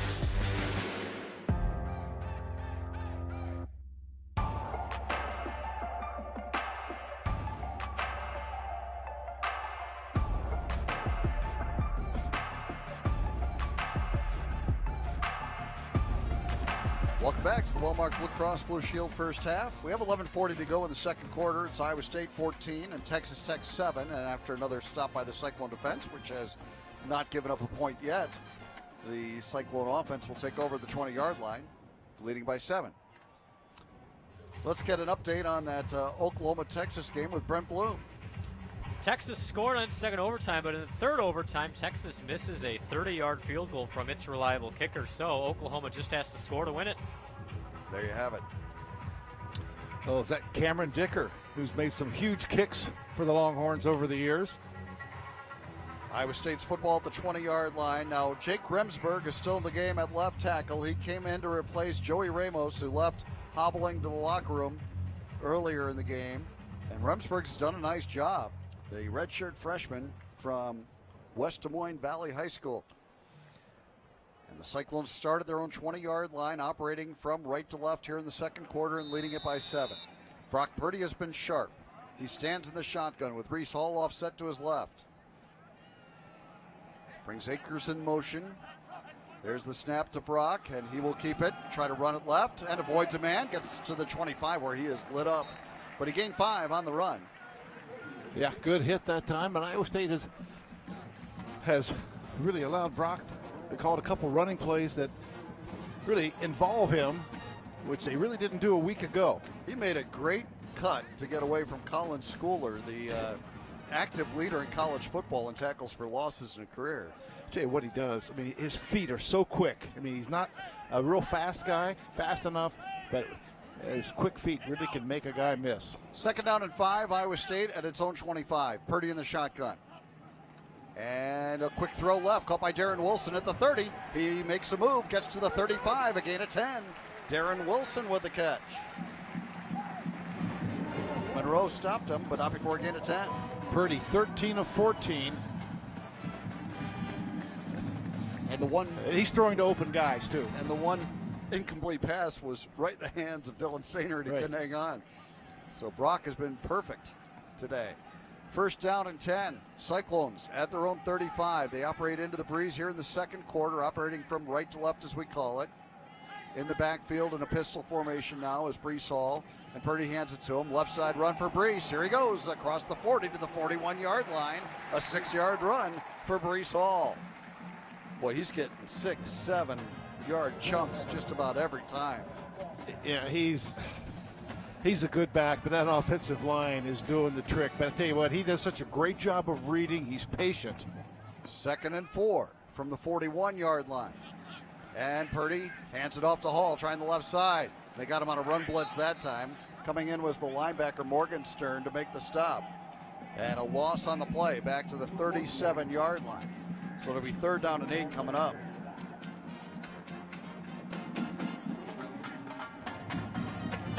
Well, this is really Iowa State just about it's their longest third down situation so far in this game. Texas Tech late getting some personnel out there. They do now. Here's Purdy on 3rd down and 8 from the 37-yard line. And a whistle. We've got a timeout called by Texas Tech. Timeout. Texas Tech, their first of the half. This will be a media timeout. It will become a media timeout, so we'll take it with them. 9:28 to go, second quarter, 14-7. Iowa State leading on the Cyclone Network from Learfield IMG College.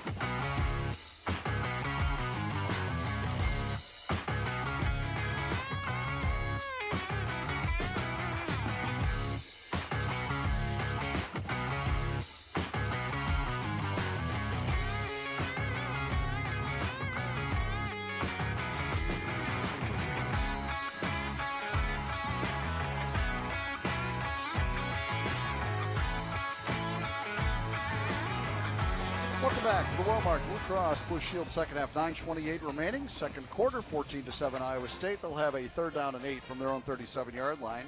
The scoreboard update here from Brent Bloom on the Texas-Oklahoma game. Guys, Oklahoma, 31-yard field goal to win it, and Gabe Burkich, the All-American kicker, misses wide left. So to a 3rd overtime, they go down in Dallas, or excuse me, a 4th overtime, tied at 45. And they kicked it on 2nd down, correct? That is correct. From the 11. I'm not sure I'm a big fan of that. Well, in retrospect. Well, yeah, but hey, you heard me before. Yeah, I did. Hy-Vee Homefront helps organizations that serve our nation's military veterans and their families round up your purchase amount in store or online, and Hy-Vee will match all funds raised up to $100,000. So 3rd and 8 here for the Cyclones from their own 37-yard line. They have a 14-7 lead. They have dominated from scrimmage, but they had a field goal, a short field goal, blocked, and Zach McPherson returned it 90 yards for a touchdown to get Texas Tech on the board first. But total yards 226-48 Cyclones. Purdy from the shotgun here on 3rd and 8 from the 37. There's the snap, and Brock wants to throw it. Has some decent protection. Fires left. A flag down. A man making the catch. Chase Allen near midfield, but there's a flag down. It was thrown in the secondary. The catch got a gain of 13 if it stands. It's going to be defensive holding. I tell you, Chase Allen had to break away from one guy. And I think they were holding someone else as well. But Holding. Defense, number 11. Eric Monroe, the transfer from LSU. 10 yards from the previous spot. Correction, that penalty is declined. Result is a 1st down. So Chase Allen gets the catch. Had a touchdown reception earlier. Gets a big 3rd down conversion there. It's now 1st and 10. Cyclones at midfield. Once again, great protection for Brock Purdy. Purdy from the shotgun here. 1st and 10 from the 50. 2 receivers left, 1 right. In motion goes Akers. Purdy off play action, wants to throw, delivers left flat, caught by Nwangu. Kinnaid on the sideline to the 40-yard line of Texas Tech. Enough for another 1st down. They're going to mark it at the 39, a gain of 11. 2nd catch of the day for Kinnaid Nwangu. Schooler ran him out, but not before a gain of 11. Finding ways to get him touches. 1st and 10 from the 39, and Iowa State jumped early. I think the snap came late. It's more accurate, probably. Maybe call. Start to the snap. Ball start. Offense, number 55. 5-yard penalty. Remains 1st down. 55, 88, 82. Yeah, you take your pick. I think. So they back it up to the 44, where it'll be 1st and 15 for Iowa State in Texas Tech territory. Iowa State trying to go quickly. On that last play, last couple plays. Joe Skates, Daniel Jackson into the game for Iowa State. 1st down and 15 from the 44-yard line of Texas Tech. Purdy in the shotgun. Blitz. He wants to throw it. He delivers to the right flat man, wide open to Skates on a crossing route, but then he's not able to get much. He got about 6 yards to the 38-yard line, but he slipped and then was hit hard. But that crossing route, that drag route, something that Iowa State did a lot of last year with Deshaunte Jones. Joe Skates made the catch there. Now we've got a 2nd down and 9 coming up for Iowa State. You know, they brought pressure that time, and just that was really more of a check down than anything else. Good job by Brock. 2nd and 9 from the 38-yard line of Texas Tech. Purdy in the shotgun, wants to throw it, rolls to his right, delivers a high throw, incomplete. He threw it away as Sean Shaw was well defended. Well, that's the first, 2nd incompletion of the game for Brock Purdy. Threw that one away and had a drop. He's 16 of 18 now. Whole new set of receivers come in. But now you're 3rd and 9, and once again, get a big chunk of it. Play calling can involve 2 plays to pick this up because you're on the fringe of field goal range, and that first field goal attempt didn't really work out all that well. Purdy in the shotgun. 2 receivers left, 2 right. 3rd down and 9 for the Cyclones from the 38. Purdy to throw, right side, caught. 1st down, Iowa State. Charlie Kohler to the 27-yard line, the 26 of Texas Tech. Just a square out as Texas Tech trying to light them up as they brought pressure, and They got single man coverage, and Iowa State's just eating it up right now. Charlie Kohler, the All-American tight end, a 12-yard gain. And now it is 1st and 10. Iowa State at the 26-yard line at Texas Tech. 14-7. Iowa State leads it. 7:27 remaining in the second quarter. Purdy in the shotgun. 2 receivers left, 1 right. Hall, the running back. Purdy gives it to him. Brees, left side run, and a good hole across the 20 to the 18-yard line. A gain of 8 on the run by Brees Hall. Schooler tripped him up. Yeah, good job by Dylan Sainer coming in motion and taken away, being one of the lead blockers on that play. But the offensive line, John, continues to do great work. Cyclones back in the Case IH red zone. 2nd and 2 from the 18-yard line of Texas Tech. Purdy in the shotgun. And he'll give it to Hall again, who cuts it back to the right, to the 15, to the 10, to the 5, and run out of bounds. It'll be 1st and goal. We'll see where they put it. They're going to mark it around the 3-yard line. So Brees Hall picks up 15 more. And Eric, I think he's got himself another 100-yard game. I think you're right. Well, it had some. That time, Texas Tech kind of got upfield right in the face of Brees. He makes just a great cutback. Hey. So now 1st and goal, Iowa State at the 3-yard line of the Red Raiders. Everybody in tight. 1 receiver way out wide to the left. Purdy's going to hand it to Hall off the right side. He burrows his way toward the goal line. And I think he was stopped just short at about the 1-foot line. I think his backside kind of hit as he was driving forward for the goal line, but he is, inside the 1, maybe 6 inches away. What are the numbers on Brees? Well, Brees has 18 carries for 108 yards. That's pretty good. Another 100-yard game. 4 in 4 games this season for Brees Hall. 2nd and goal from about a foot away. Hall, the running back. Purdy gives it to him. He leaps into the end zone for the touchdown. 2nd rushing touchdown of the day for Brees Hall. His 8th of the year. And he now has 18 touchdowns in his last 12 games. Wow. And once again, well blocked. I mean, the offensive line, everybody, that offense is in sync. That is 4 great drives. This offense has not been stopped yet. Brees Hall with yet another touchdown. Connor Asali to try the point after. The hold is good, the kick on the way, and it is good. 21-7, Iowa State leads it as Brees Hall gets his 2nd touchdown of the day. Timeout on the field. 5:31 remaining in the second quarter. Iowa State leading Texas Tech 21-7 on the Cyclone Network from Learfield IMG College.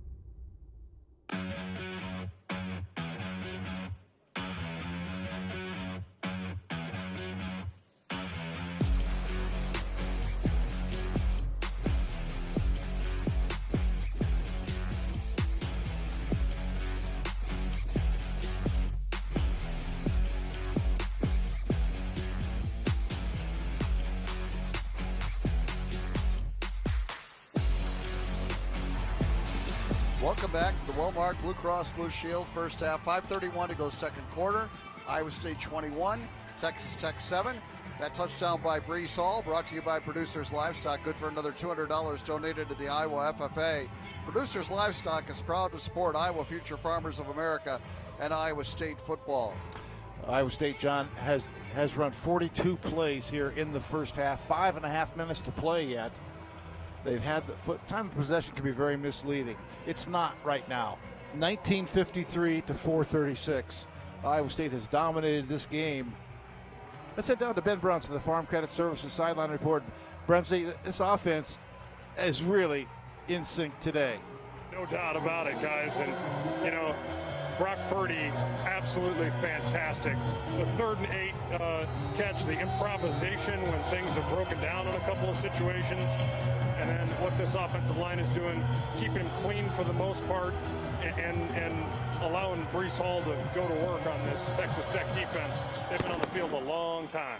Cameron Shook kicks off. This is Hogan taking it at the 5-yard line, angling left across the 20, and a flag down as Hogan goes down on a good hit by Arnold Azuna. He gets up a little bit slowly out at about the 35-yard line. Azuna dinged up on that tackle. It's going to be holding. Wow. Another mistake by Texas Tech on special teams. That's 2 penalties they've had on kickoff. The return, holding. Return team number 32, 10-yard penalty from the spot of the foul, first down. And we have not seen Keyshawn Carter in this game, the terrific wide receiver for Texas Tech, who's normally one of their kick returners as well. That's going to back him up to the 14-yard line. That's where Texas Tech will start here with 5:25 to go in the second quarter, and they trail by 2 touchdowns. And they're going to go with split backs, which something Texas Tech typically does not do. Xavier White and Sir Roderick Thompson around Bowman. And Bowman wants to throw it on first down, flips it out of the backfield to Roderick Thompson. Down the left side goes Sir Roderick Thompson, out of bounds near the 25-yard line. He got 11 yards and a first down. Hummel on the stop for Iowa State. They'll go quickly again. Bowman will hand it off, and up the middle goes Xavier White. Now cuts it outside to the left, brought down by Lawrence White on a good tackle at the 29-yard line. Gain of 4. Could have been a lot worse if not for Lawrence White. You saw a difference in back right there as White, a guy really make you miss. 2nd down and 5 will call it, and they give it to him again, and up the middle goes White for about 3 to the 33-yard line. It'll bring up 3rd down and 2. And Texas Tech continues to go fast tempo. Rose advanced the stop, but their defense has been on the field the bulk of this first half. 4:37 to go second quarter. Iowa State leading 21-7. 3rd down and 2 for Texas Tech at its own 33-yard line. And Bowman stands in the shotgun with 2 receivers left and 2 right. 3-man front for Iowa State. A quick throw by Bowman, incomplete. He was trying to go to the right side to T.J. Vasher, and he was well defended over there. I think it was Anthony Johnson that had the coverage, and it's 4th down for Texas Tech. I mean, Texas Tech needs a spark, so be wary right now. I mean, if you're ever going to do a fake punt, is this the time? And don't forget, Iowa State's going to get the ball to start the second half. They're already up 21-7, and they're about to get the ball back here perhaps with 4:16 to go in the half. McNamara's had a couple of punts blocked this year. There's the snap. He gets rid of it. And it's a spiraling deep kick. Eisworth's going to return it. Starts at the 23 right side across the 30 out to the 34-yard line. Nice work by Greg Eisworth. There was some room there. He took advantage of it. Yeah, thought he might be a fair catch only guy, but well, that time he saw he had plenty of room. Timeout on the field. 4:06 to go in the second. 21-7 Cyclones on the Cyclone Network from Learfield IMG College.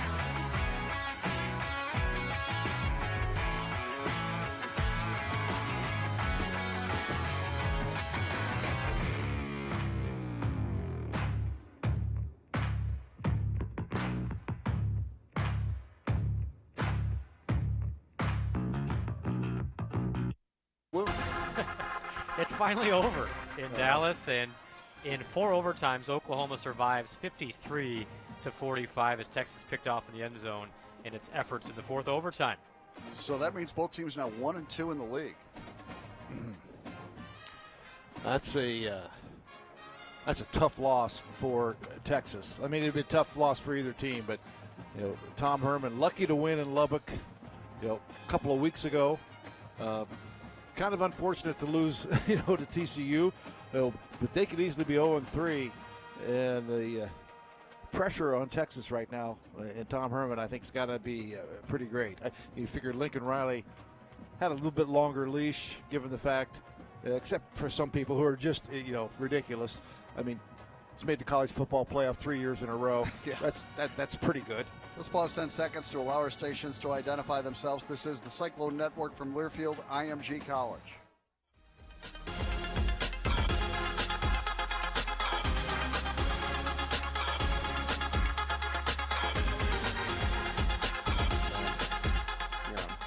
Last drive for Iowa State was 13 plays, 80 yards. And now with 4:06 remaining in this second quarter, the Cyclones get the ball back at their own 34-yard line, leading at 21-7. How about just the last drive? It took a bunch of time, just run out the clock here, score at the end. 3-man front for the Red Raiders. In the shotgun is Brock Purdy. Brees Hall, the running back. And Purdy will throw it on first down. Now he rolls to his right, buys some time, pumps, looks downfield, flips it out there, incomplete. Purdy was buying some time and then just tried to throw a little soft toss out there to Landon Akers, but they couldn't quite get it done. Hogan had the coverage. The offensive line has done so well. Good coverage that time by the Tech secondary. And Brock had plenty of time, but finally had to try to improvise and make a play. The Iowa Farm Bureau celebrating farmers and Iowans who summon the strength to do more, be more. Those who are farm strong. 2nd down and 10 for Iowa State at its own 34. Purdy in the shotgun. And he'll look to throw it again. He delivers to the right side, and a sliding effort by Sean Shaw, but he couldn't come up with the catch. It was well defended by Texas Tech. And that was Brandon Boyer Randall, the linebacker that had the coverage for the Red Raiders. So now it'll be 3rd down and 10 for Iowa State at its own 34-yard line. We have not seen the punt unit for Iowa State. Well, the longest 3rd down situation for Iowa State today. They did convert a 3rd and 8. 3rd down and 10 from the 34-yard line. Purdy in the shotgun. There's the snap. He has protection. He delivers on a crossing route, and it's caught. And Hutchinson breaks a tackle at the 40, 45, and he gets to the 50. He was going to be stopped shy of the first down, but he gets 16 on the play with second effort. Boy, he was so close to stepping out of bounds. I thought he was clearly going to go out. And Iowa State wants to get this play off before they review it. 19 yards because they mark it all the way to the 47 of Texas Tech. Xavier Hutchinson, a big catch. Cyclones 1st and 10 at the 47 of the Red Raiders. Shotgun snap to Purdy. A pass to Hutchinson, caught. He's across the 45 and dives to the 40-yard line, a gain of 7. Boy, John, just think of the difference. Game 1 for Xavier Hutchinson to where he is now, in sync, playing with so much confidence, and the confidence that Brock Purdy has in him. Cyclone football is brought to you by the Iowa Secretary of State and Iowa Voter Ready. Coach Campbell and the Iowa State Cyclones encourage you to be a voter. VoterReady.iowa.gov. 2nd and 3 from the 40. Kene Nwangu's in the game. He's offset to the left of Purdy. Purdy will give it to him. Here's Kene up the middle, and he will get the first down to the 36-yard line, a gain of 4. Bradford made the stop, but the Cyclones move the chains again. Cyclones up 21-7. 2:40 to play here in the first half. They've got all 3 timeouts remaining. So they and will get the second half kickoff as well. They have dominated this first half. The only points for Texas Tech came on a blocked field goal that was returned 90 yards for a touchdown. 1st down and 10, Iowa State. They're at the 36 of the Red Raiders. Purdy in the shotgun. And a fake handoff to Nwangu. Purdy delivers over the middle, incomplete, trying to go to Daniel Jackson. Had him, but Brock just off with that throw. Jackson's going to be a good one for Iowa State, but that one goes incomplete. 2:14 to go. Yep. Brock now 19 of 24 for 187 yards and a score. Iowa State with 324 yards of offense here in the first half. Wow. That's a big number. It's a 67 for the Red Raiders. Out of the shotgun, Purdy on 2nd down and 10 from the 36-yard line of Texas Tech. And the give to Nwangu off the right side. Not much there. He gained a yard to the 35. It's going to be 3rd down and 9 coming up. Let's see if. Once again, Iowa State in that situation, a 3rd and fairly long, but they don't need to get it all here. Texas Tech has 2 timeouts. If Iowa State doesn't get it here, see if they elect to use one of theirs to preserve clock, because we're going to be under 1:40 to go in the half when this ball is snapped. A 3rd down and 9 for the Cyclones at the 35-yard line of the Red Raiders. Cyclones up 21-7 here in the 2nd quarter. Shotgun snap to Purdy. Here comes a rush. Brock avoids it, rolls to his right, throws downfield, incomplete, trying to go to Kohler, and it'll be 4th down. And got flushed that time. Had to run. I think he was chased by Eli Howard. And Iowa State is going to punt it away. Joe Rivera, who hasn't had much work lately. 1 punt a week ago. This is his first punt today. 1:28 remaining, 2nd quarter. Joe Rivera in punt formation for Iowa State. Colby Hathcock with the snap. Rivera punts the end of the ball. It hits at about the 3 and bounces right there, and then it rolls toward the end zone and went in for a touchback. Boy, he couldn't have planted it any better, but the Cyclones couldn't get on it downfield. So good effort by Rivera, but Texas Tech will start at the 20-yard line. Well, team up with General Mills and gear up at wearetailgatenation.com. And attention Iowa Lottery VIP members, your woohoo is about to get even better when you enter the prize zone. The prize zone has an amazing collection of prizes that you can win. Cash, lottery tickets, event tickets, and much, much more. If you're not in the VIP club yet, join today. Get all the details and learn how to become a free VIP at ialottery.com. And Texas Tech really hasn't taken shots downfield. 1:18 to go in the 2nd quarter.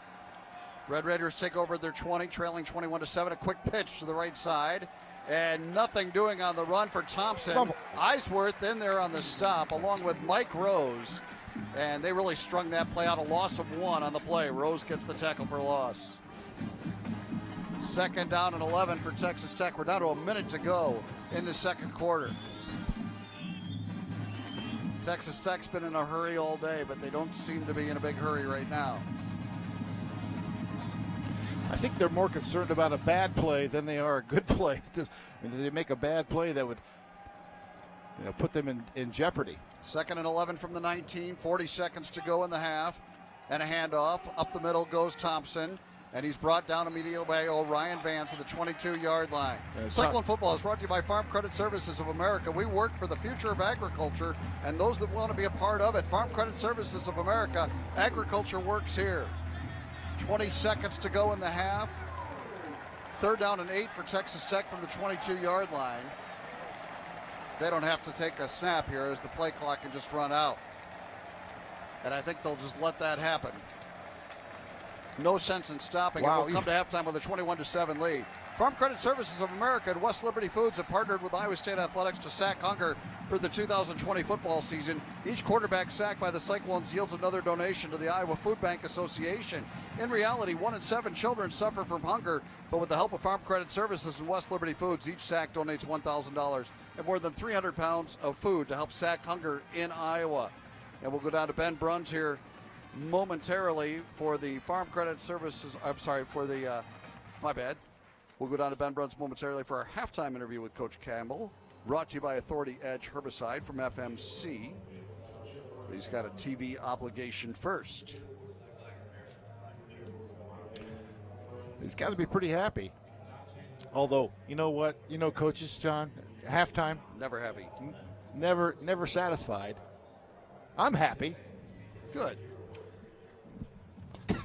But Joey Ramos in a boot, by the way, in shorts. He hobbles off. And momentarily we will go to Ben Bruns for our halftime interview with Coach Campbell, brought to you by Authority Edge Herbicide from FMC. Coach, what are your thoughts heading into halftime? Yeah, I'm frustrated we didn't finish on a couple things. I think we have an opportunity to play really well in the second half, and we'll see if we're up for the challenge. All right, Coach. Good luck. That Coach Campbell interview was brought to you by Authority Edge Herbicide from FMC. The first name and last word in weed control is Authority Edge Herbicide. 2 modes of action deliver up to 14 more days of residual control of small seeded broadleaf weeds and grasses in your soybean fields. Always read and follow all label directions and precautions for use. Learn more at ag.fmc.com. At halftime, 21-7, Iowa State leads it. Being in the cattle business, you know respiratory conditions are serious. Fight back with a serious antibiotic like Zuprevo. Only Zuprevo from Merck Animal Health has both the speed of onset and duration of protection you need to get your cattle back in the game. Ready, set, Zuprevo. To learn more, talk to your vet or visit Zuprevo.com. At the break, Cyclones 21, Red Raiders 7. Brent Bloom has the halftime report. When we return, the Hogemeyer Hybrids halftime report coming up. You're listening to Cyclone Football from Learfield IMG College. Get your good luck. Play for halftime, break 1. Even though you can't go to the game.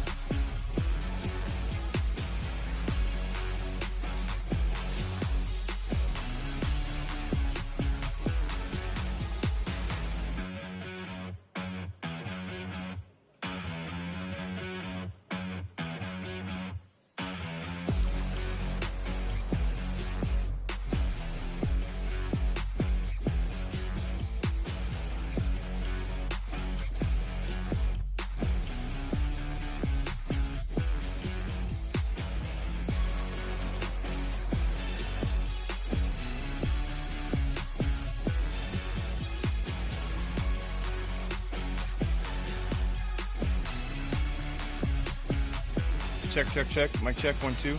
Mic check 1 2. We're good. Okay.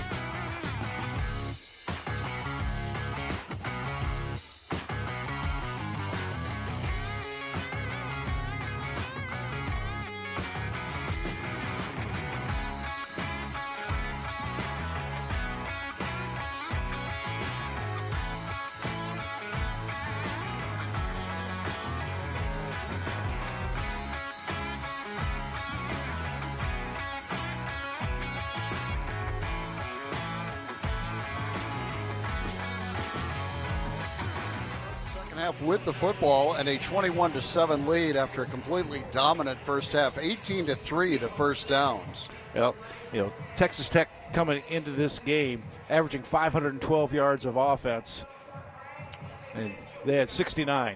Well, incredible job by the defense, but the offense, Iowa State's offense, kept them off the field by churning out 325 yards, and now 50 plays. So much for Bloom's theory. Averaging 60 plays. I think they'll get more than 10 this half. But, sometimes it's just a matter of circumstances, the way things happen. That's right. You got to try to find the best way to win the game. You want to preserve whatever you can long term, but you got to find a way to win the game. So far, so good. Cyclones lead at 21-7 Here is the kickoff to open the second half from Trey Wolf. Kane Nwangu will take it 1 yard deep and bring it out. Right side of the field, across the 10. Kane to the 20, 25, 30. Down the right sideline, run out of bounds near the 40-yard line. Another terrific return from Kane Nwangu. Yeah, what a great way for him to go out as a senior. I guess They'll mark it at the 37, and that's where the Cyclone offense will start. Averaging 32 yards almost per return. Law enforcement is cracking down on wearing seatbelts, Cyclone fans. The Iowa Governor's Traffic Safety Bureau and your local law enforcement remind you to click it or ticket day or night. Here comes the Cyclone offense led by Brock Purdy. He was terrific in the first half. So was Brees Hall. They're both in the backfield right now. Jake Remsburg is the right tackle for Iowa State. He came in and replaced Joey Ramos. And a handoff, fake handoff and a quick throw right side caught by Landon Akers. Spins away from a tackle, gets to the 40-yard line, picks up 3. Yeah, kind of had to work a little bit for that. Merriweather on the tackle, the middle linebacker. Led the nation in tackles at junior college a year ago at Garden City Community College. Second down at 7 at the 40-yard line for Iowa State.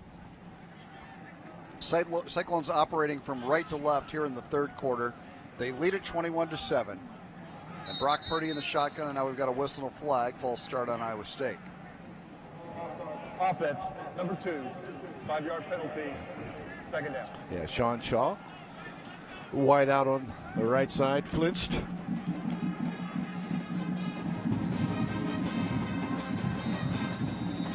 So backs it up to the 35-yard line where it'll be second down and 12.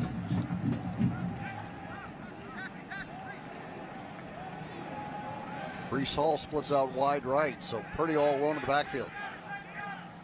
Now he'll wave him back. Well, why send him out there in the first place? I'm just kidding.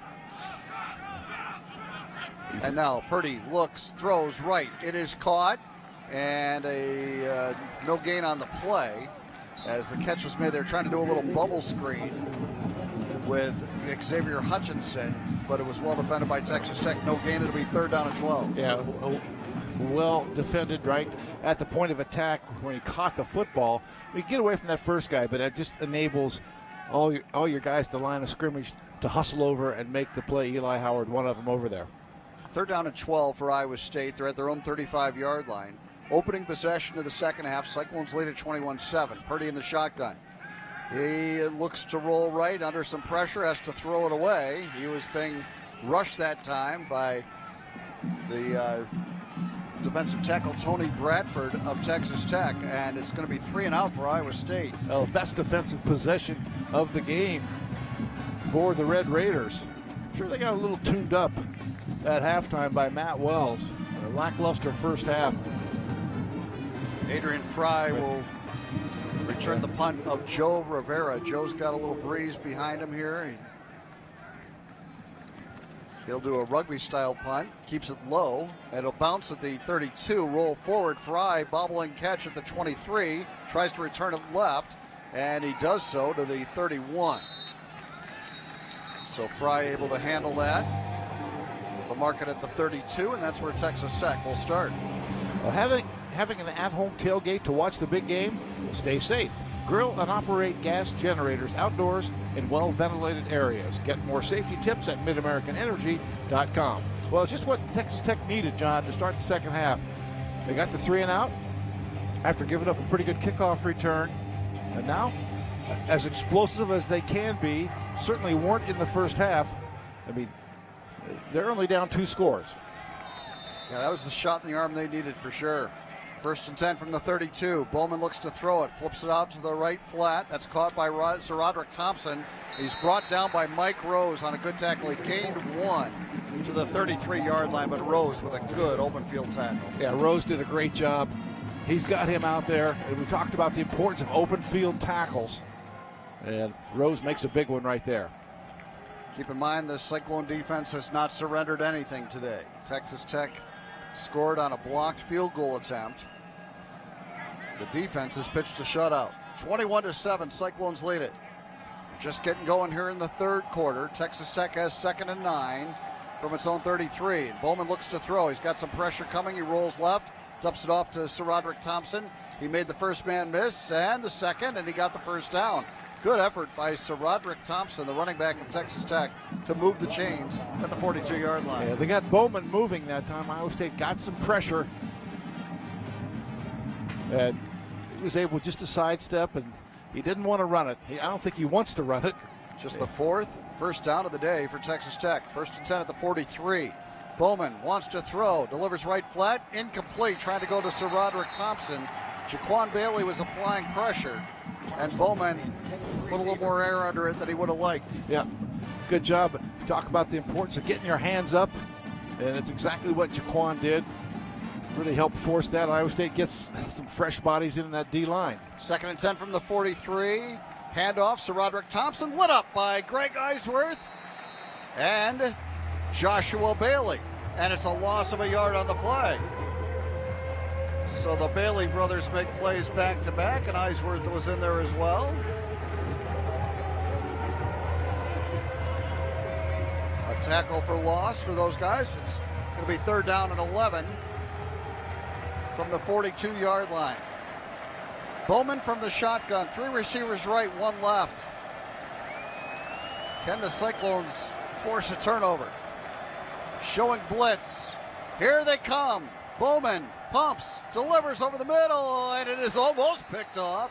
It went through the hands of the intended receiver, and that was the tight end, Coons, and then it was nearly picked off by the Cyclones. Will McDonald that time slipping back, the defensive end, great pass rusher, but he's been slipping back into coverage and really all over the receiver that time. Good job. Texas Tech now 0 for 5 on 3rd down conversions. And they will have to punt it away with Austin McNamara. Greg Eisworth's back deep for Iowa State. And they just get it off.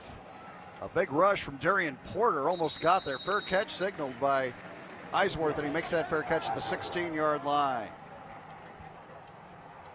Timeout on the field. 11:06 to go. 3rd quarter. Iowa State 21. Texas Tech 7 on the Cyclone Network from Learfield IMG College. Clear. 2nd half, number 1. Did you say that? The furniture is levitating. Oh, and the ghost.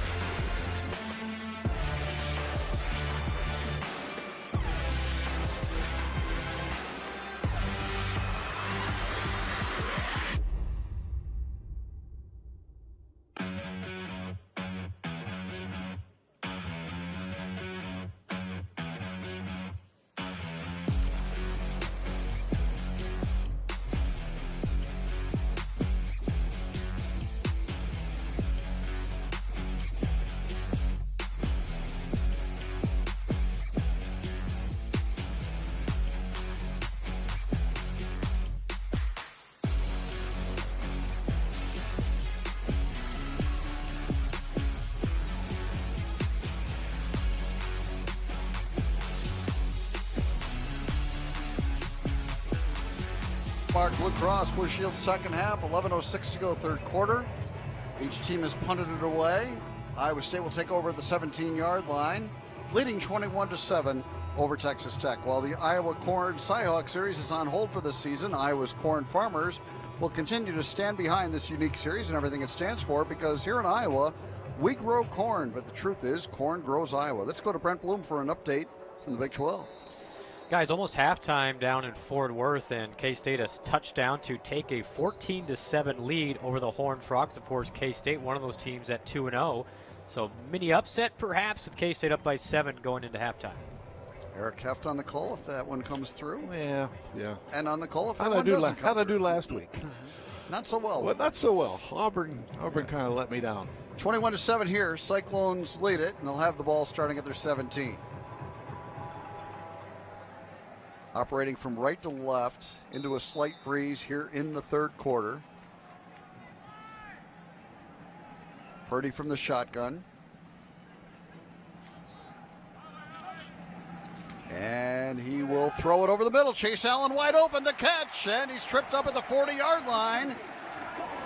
23 yards on the throw from Purdy to Allen. Oh, they showed run, and Chase goes like he's going to block that linebacker. The linebacker avoids him, and what a well-designed play and a great little touch throw.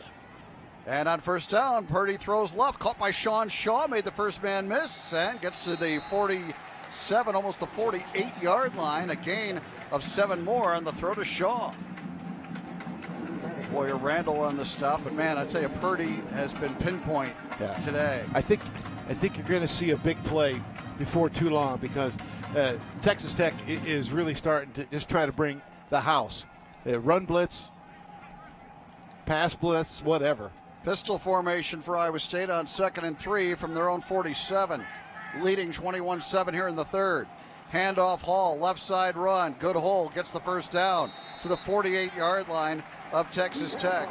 Took a hard hit from Merriweather, but Hall picks up 5 and a first down for Iowa State. Yeah, just a good run-off tackle that time. And that's another Cyclone first down for Farmers, brought to you by our friends at Pivot Bio, and another $25 donated to the Iowa State College of Agriculture. Dylan Sainer and Chase Allen out there in front. Those two tight ends doing a great job blocking. 1st and 10, Cyclones at the 48-yard line of the Red Raiders. Everybody in tight here. Purdy takes the snap, play action, looks to throw, delivers right flat, caught by Sainer. He fumbled the football. It's on the field, and Rico Jeffers has it for Texas Tech. That is Zach McPherson with his second fumble recovery of the day, and he has run out of bounds near the 40-yard line of Iowa State. So a turn of events, Sainer fumbled it. And Zach McPherson with his second fumble recovery of the day at the kickoff block recovery and returned it for a touchdown. Oh. And Texas Tech would have it at the 39-yard line of Iowa State. Well, that's, Monroe was the one who knocked it out, the LSU transfer. The only really good plays for Texas Tech today have come a blocked field goal, and now after a start of a really good drive, forcing a turnover. Boy, got to find ways to get the stop. 1st and 10 from the 39 of the Cyclones. Here's Bowman delivering left flat to White, and he's run out of bounds by Jake Hummel after a short gain, maybe a yard, if anything. No gain on the play. Good job by Jake Hummel on the coverage. I think Bowman wanted to go deep that time, but Iowa State had done a great job. Tavon Kyle.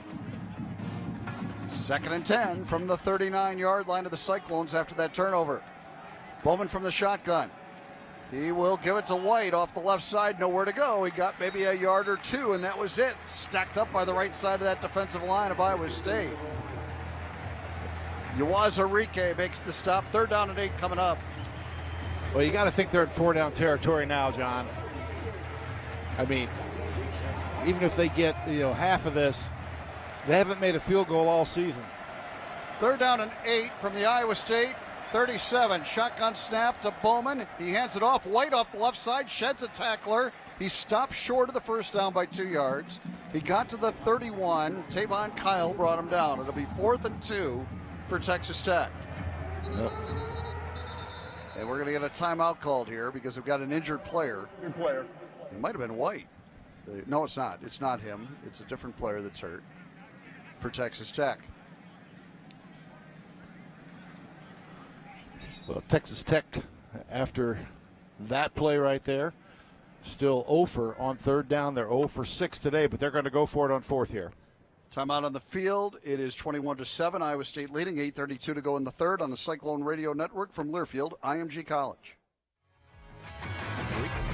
2. 55-plus life plan community located just minutes away from Iowa State University. Green Hills offers easy living just the way you want. Enjoy an active life.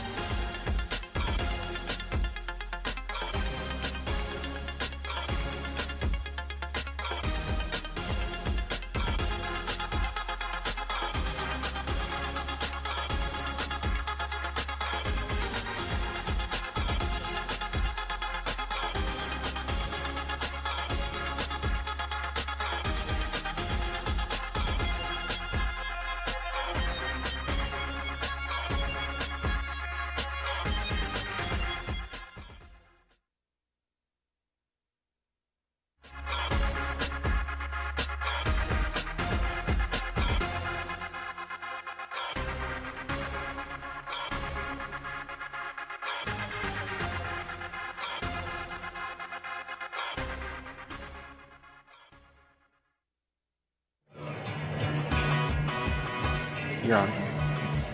Welcome back to the Wellmark Blue Cross Blue Shield first half. We have 8:32 to go, third quarter, second half I should say. We're 8:32 to go, third quarter, 21-7.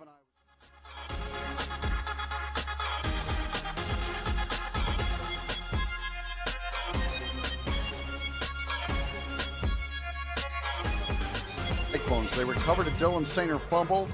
They've been outgained 367.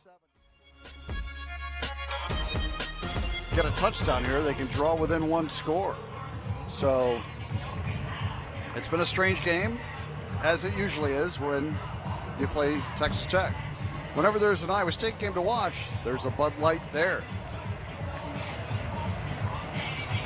4th down and 2 for the Red Raiders. And they're going with the smaller back, Xavier White. 4th down and 2 from the 31-yard line of Iowa State.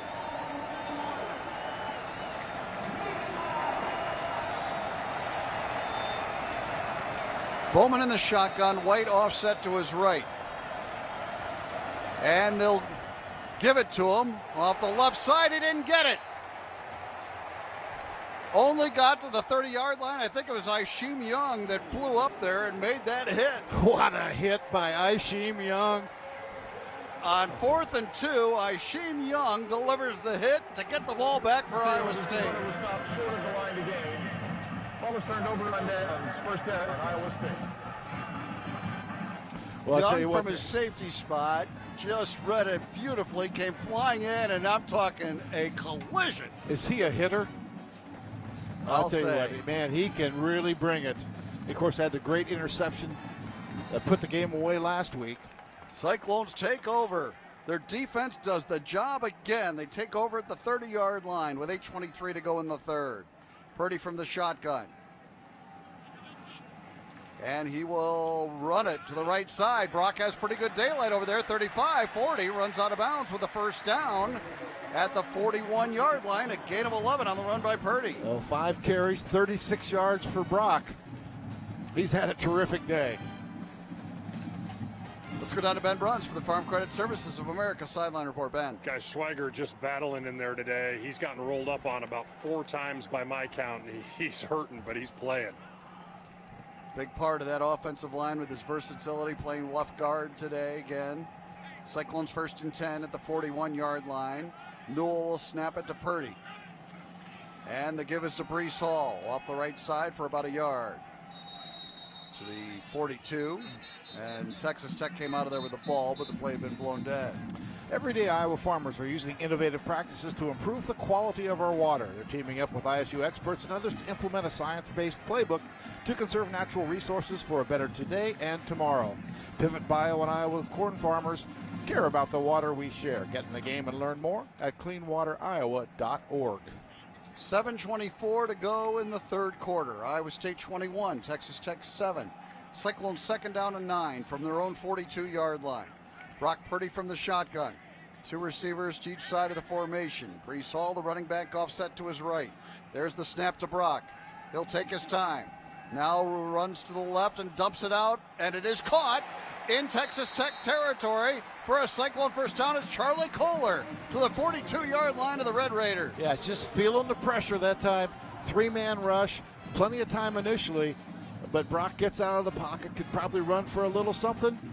But what a nice touch pass over the top to Charlie Kohler. 16 yards and a Cyclone first down.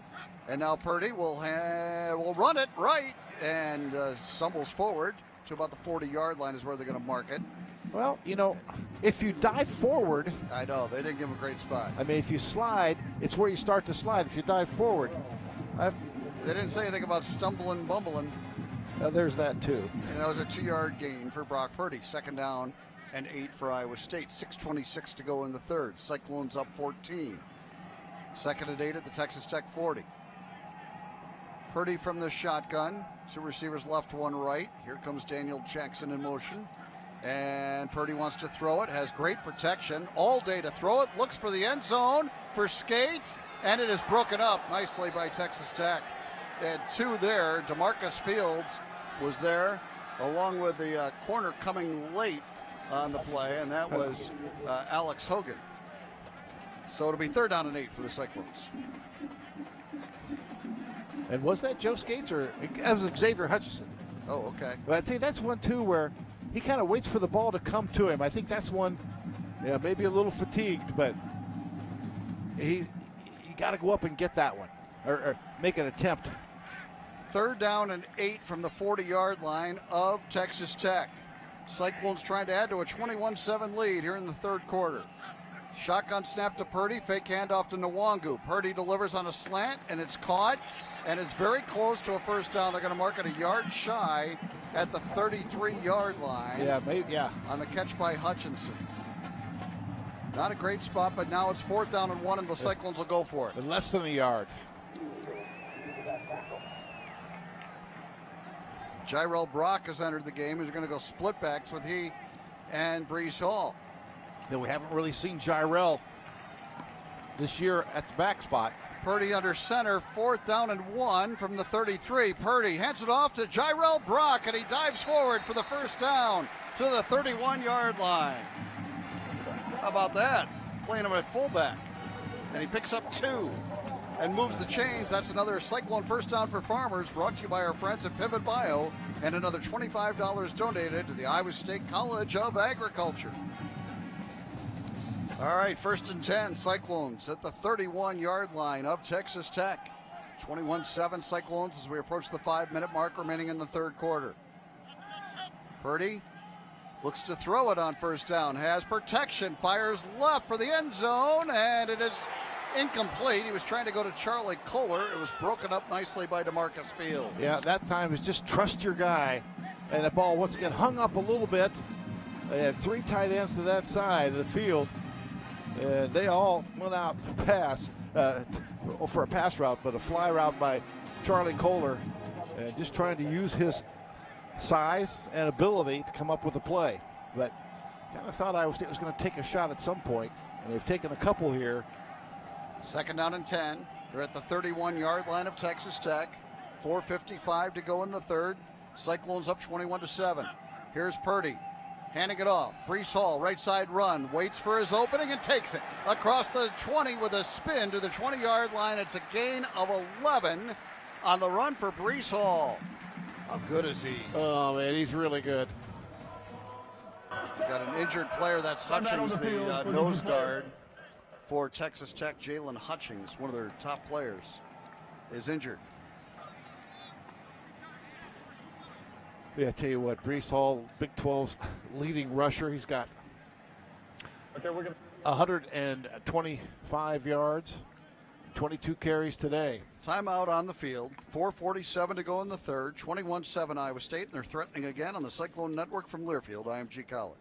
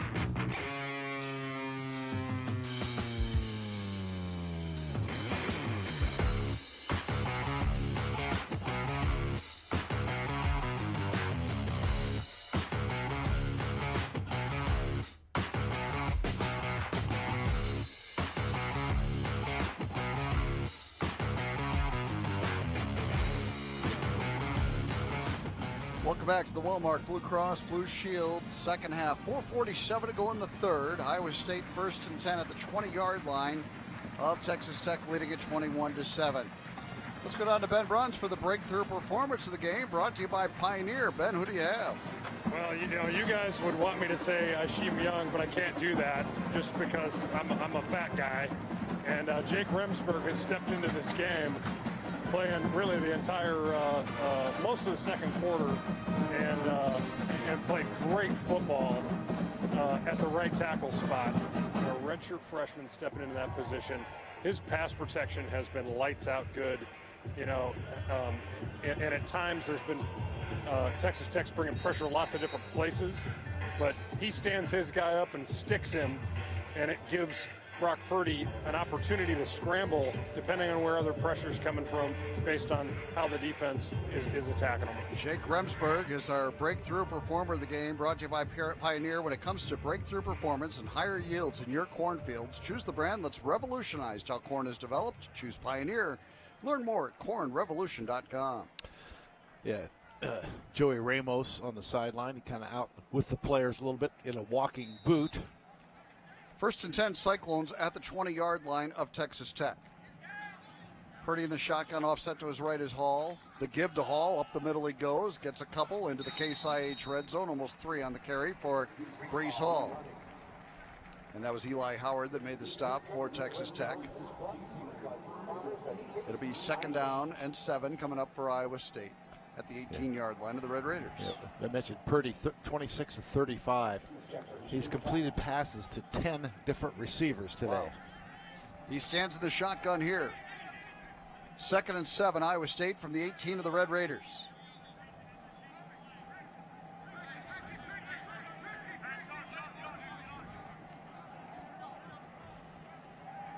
Purdy awaits the shotgun snap of Colin Newell. And he will run it right and ducks inside to the 11-yard line. Good work by Purdy. They're going to mark it at the 12, so it's a gain of 6 on the run by Brock. And Devin Drew made the stop for Texas Tech. Tell you what, they put that ball back almost at the 13. Oh, what the heck? I mean, it wasn't like he's a running back in that situation. He's clearly running, trying to get forward yards. But so it'll be 3rd and 2 almost 3 from the 13. Purdy in the shotgun, offset to his right is Brees Hall. The 2 tight ends shift over there, and here comes the third. All 3 to the right side of the formation now. And Purdy will give it to, no, he flips it over the middle after play action. It's caught for a touchdown. Beautiful fake to Hall, and then they flip it over the top to Charlie Kohler for his first touchdown of the season. Yeah, just beautifully executed. You know, you can run play action, but if you don't really sell it, it doesn't work that well. And they sold the run that time. And tell you what, Charlie still had to turn on the jets and makes that first touchdown catch of the season. Well, 12 plays and 70 yards. Another excellent drive for Iowa State. Connor Asali to try the point after. And the kick on the way, it is good. 3:06 remaining in the third. Cyclones up 28-7, and they have completely dominated this football game. Well, you mentioned it earlier. It was when it was 21-7. It's the most dominant performance for a game that was within 14 points. I mean, now it's 21, but Iowa State 437 yards of offense. And hard to believe, 3 minutes to go in the third quarter, Texas Tech has 88 yards total offense. This is an offense averaging 512 yards. And you know what? Even when they turned the ball over last possession, what happened? The defense rose up, stopped them on third down, and then the big hit on fourth down turned the ball over on down. So defense has just been terrific. That touchdown was brought to you by Producers Livestock. Good for another $200 donated to the Iowa FFA. Producers Livestock is proud to support Iowa Future Farmers of America and Iowa State football. A beautiful fake as they went play action and then dumped it right over the top of the defense. Charlie Kohler, an over-the-shoulder catch, 13 yards for the touchdown. Cyclones lead it 28-7. And now Cameron Shook will kick it off. Eddie Ogamba injured.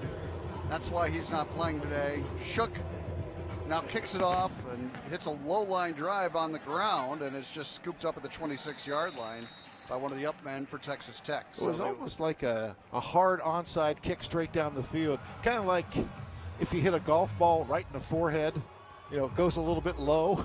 I've been there. Yeah, well, so have I. Everybody has. Hey, Cyclone fans, feel extreme. With extreme internet speeds up to 1 gig, experience streaming so real you can feel it. Get it now. Extreme, powered by Mediacom. The market at the 27. That's where Texas Tech starts with 3:05 to go in the third. They trail Iowa State 28-7. Are they going to take a deep shot at some point? Bowman looks to throw here. Delivers across the middle, caught by Holcomb, the tight end, but Ryan Vance the stop. 4-yard gain to the 31. Holcomb's first catch of the day. Now they'll go quickly again on 2nd and 6. Well, they gave him 5 to the 32. 2nd and 5, rather. Here's the handoff, and a run off the right side goes nowhere for Sir Roderick Thompson. And it was Hummel that made the stop, but Zach Peterson got the initial surge to make that play, but Hummel finished it off. Yeah, just a great job by Zach Peterson, just whipping the right tackle. A loss on the play, another tackle for loss for this Cyclone defense. 3rd down and 6 for Texas Tech from its own 31-yard line. Shotgun snap to Bowman. He hands it off, and Thompson's going nowhere up the middle. A gain of 3 to the 34, and that's it. That Cyclone defense has been outstanding. Texas Tech still under 100 yards on the day, and they're going to have to punt it away again. You know, now when you charter an airplane, John, you got to kind of set the time you go. But it looks like they're trying to get out of town right now. I mean, they are going to punt it away again. 1:40 to go. And McNamara to punt. And here is Eisworth with a fair catch, and he makes it at the 24-yard line, and that's where the Cyclones will start after a 3-and-out for Texas Tech. Well, Pioneer is proud to work with generations of American farmers in the most complex and rewarding industry on earth. From your friends at Pioneer, thank you, farmers. Let's get down to Ben Bruns for the Farm Credit Services of America Sideline Report. Ben, This has been incredible the way Iowa State's dominated this game. That play call is waving the white flag. I mean, this team wants to get out of here. Iowa State has broken Texas Tech, just broken them in half. I kind of thought it was strange at the end of the first half, too, that they didn't, try to do something. Wow. 1:30 to play in the third, 28-7 Iowa State. They've outgained Texas Tech 437-95. They start at the 24. Brock Purdy in the shotgun. And Purdy drops, looks to throw, flips it over the middle. It's caught by Chase Allen across the 30 to the 33-yard line. A gain of 9 on the throw to Allen. And he's had a productive day. He's been solid. That's his 4th catch of the day. Cyclones really utilizing those tight ends. Sanders had some catches. Kohler had that touchdown over the middle, had a big 3rd down conversion earlier. Sainer with 3, Kohler with 3, Chase Allen with 4. Xavier Hutchinson with 8 catches on the day for 71 yards. He'll line up wide right on 2nd down and 1 from the 33-yard line. Maybe a time to try for the home run. Purdy in the shotgun. He will hand it off. Breece Hall runs it off the right side, gets the 1st down to the 36-yard line. We pause 10 seconds to allow our stations to identify themselves. This is the Cyclone Network from Learfield IMG College.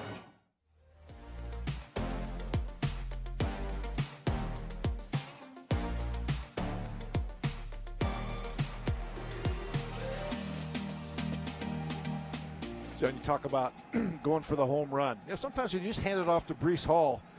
Hit some singles.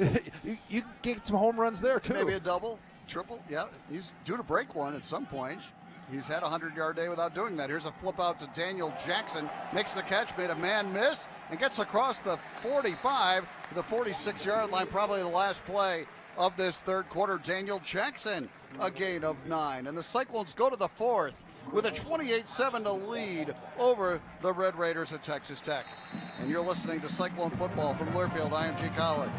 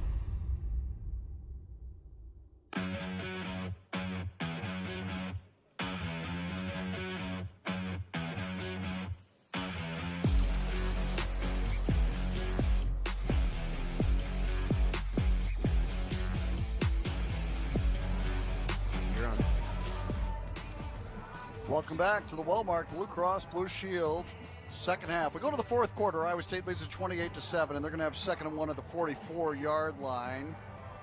And let's get down to Ben Bruns for the Farm Credit Services of America sideline report. Ben, we are seeing again today Iowa State dominate the line of scrimmage.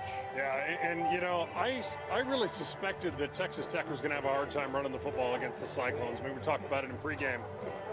They can't go anywhere, and I think this D-line is so good at occupying a big guy, and these linebackers have fit just perfectly all day long. They've tackled every time Tech's trying to go horizontally. Running up the middle is going nowhere because the safeties aren't really being stressed deep down the field. And Tech hasn't taken any shots or hardly anything deep to try and use those great matchups like a guy like Vasher out in space. First downs right now are amazing. 26-4. 26-4. First downs. Yeah. You know, Orion Vance with 7 tackles, Jake Hummel with 5. They've each broken up a pass. You know, Ben's right. The linebackers have played really well, but they've been set up beautifully. And longest play of the day is what, 14 yards for Tech. Iowa State has the football at its own 46-yard line. It's second down and 1. Purdy in a pistol formation with Brees Hall. And he will give it to Brees. Up the middle he goes, has another first down. Stacked up by Morgenstern, but he got 2 yards on the play to the 49. 3 yards, we call it, and another Cyclone first down. So now first downs are 27-4 if you're scoring at home. Wow. You talk about domination. First and 10, yeah. Cyclones at their own 49.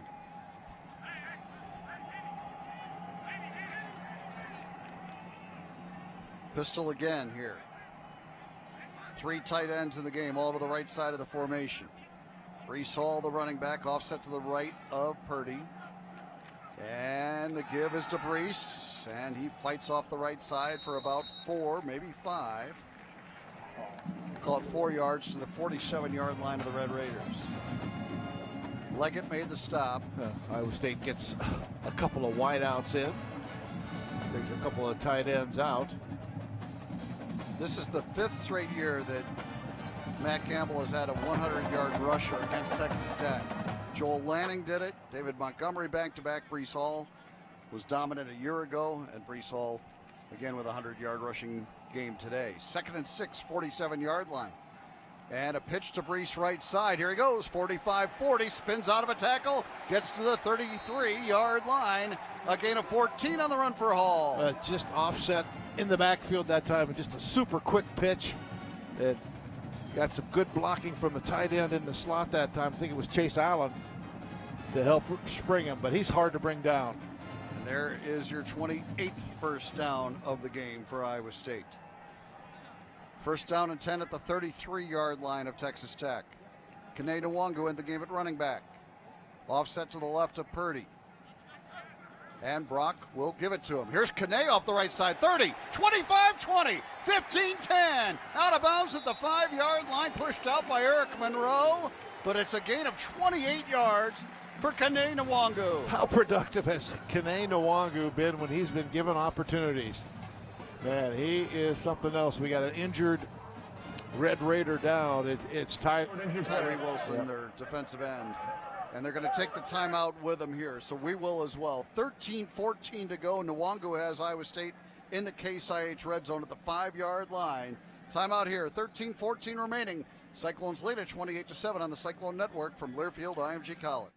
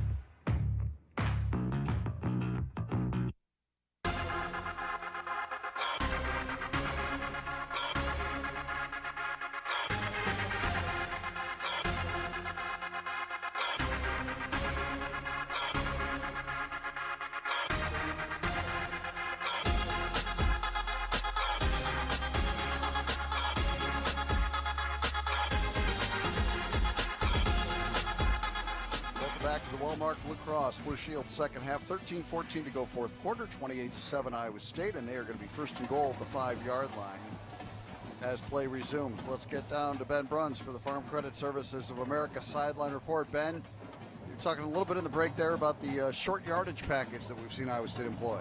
Yeah, I loved it with Hall and Brock in the backfield. That's set up right there, and they've only done it once, but you got the dive play to the up man, basically playing fullback in Jarrell, and then you've got the pitch play on the outside, the toss to Brees, and that thing will fillet defenses. I mean, you just can't defend the entire field in short yardage like that, and then you start to mix in all the bootleg action you can have off of it. That's going to be really effective as Iowa State goes forward. Iowa State, we talk about the yardage, 508 to 95, first downs 29 to 4. You know, it's just crazy. 33 to 12 in possession time. I mean, everything is just completely dominated by Iowa State. Purdy from under center on first and goal from the 5-yard line. Sean Shaw trying to go in motion, slips. Now they fake an end around to him, and Purdy wants to throw, delivers to Hall. Could not make the catch in the right at the goal line. Ingram had the coverage. The timing of that play thrown off a little bit when Shaw struggled to get into his break. Here's now second goal. Here's the other thing, too. And offense and defense played a big part of this, but Iowa State's defense has played 31 snaps today. Wow. Second down and goal from the 5-yard line. And again, Hall from under center. 3 tight ends all to the right. A pitch that way to Hall. And he'll be brought down for a loss. Well defended by Texas Tech's Tony Bradford. A loss back to the 9-yard line. It'll be third and goal coming up. That's one of the few bright spots on the day for Texas Tech. Yeah, their third tackle for loss on the day. You know, maybe they're trying to set Iowa State up, get the stop here, and their best play of the day is that blocked field goal from about the 10-yard line. Their 90-yard block return to their only score. That's how the day started. Since then, 28 unanswered points from Iowa State. A 28-7 Cyclone lead. Third down and goal from the 9-yard line. And a timeout called by Iowa State. Timeout. Iowa State. Their first charge, timeout and a half. And I believe this will be a 30-second timeout. Okay, it's just a 30 seconds in length. The support you've shown for local farmers throughout this very tough year has not gone unnoticed. Gestures that may seem small to you, like choosing to fuel up with E15 or unleaded 88, which are made with corn grown right here in Iowa, make a difference to our state and shows we are stronger together. In Iowa, we grow corn, but the truth is corn grows Iowa. Go to iowacorn.org for more ways you can support Iowa's corn farmers. And now order your groceries online and get them even faster with Hy-Vee Aisles Online same-day pickup. We've added even more pickup times to choose from, and pick up your groceries in as little as 2 hours with the new Get It Faster option. Download the Hy-Vee grocery app or visit hyvee.com/grocery to get started. Let's get a quick scoreboard update on that TCU Kansas State game if we can from Brent Bloom. Just underway, third quarter, about 4 minutes in, and K-State still leads TCU 14-7 in Fort Worth. K-State possession, so Wildcats defense strong. And they're trying to get to 3-0 in Big 12 conference play, as is Iowa State. Third down and goal from the 9-yard line. Purdy in the shotgun, offset to his left is Brees Hall. In motion goes Daniel Jackson. Purdy takes the snap, looks to throw, delivers left into the back of the end zone, and Shaw trying to haul it in, couldn't do it. It goes incomplete. Yeah, he was outside the back of the end zone anyway, I think. Yep, well defended, and there'll be a field goal try for Connor Asali. I think Brock just threw that pretty much away. Asali had a streak of 11 consecutive made field goals snapped when he had his 20-yard attempt blocked and returned for a touchdown early in the game. Now he will try a 26-yard All-State good hands field goal from just inside the right hash with Blake Clark holding, and the snap by Guess. And there's the kick by Asali, and it is good. Connor Asali adds to the lead. It's 31-7 Iowa State with 12:07 remaining in the fourth. and a timeout on the field with the Cyclones leading it 31-7 over the Red Raiders. We take the break on the Cyclone Network from Learfield IMG College.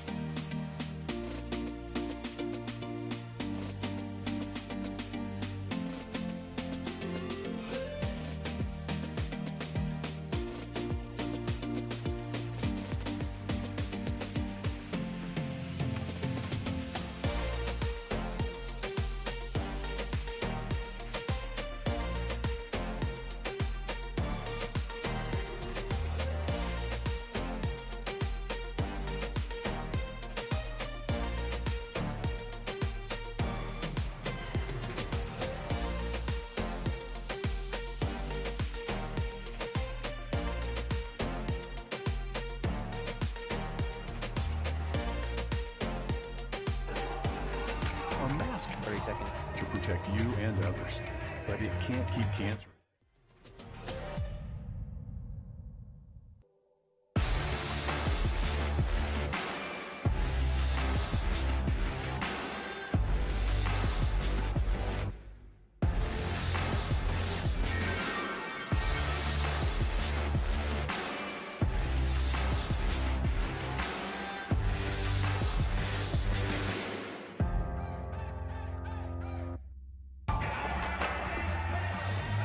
Welcome back to the Walmart Blue Cross Blue Shield second half. We have 12:07 to go in the fourth quarter. Iowa State, on the strength of an all-state good hands field goal by Connor Asali, now leads Texas Tech 31-7, and this crowd is enjoying their day at Mid-American Energy Field at Jack Trice Stadium. Size Locker Room, the official store of Iowa State Athletics, is your local destination with the best selection of Cyclone hats, tees, sweatshirts, jackets, tailgating items, and more.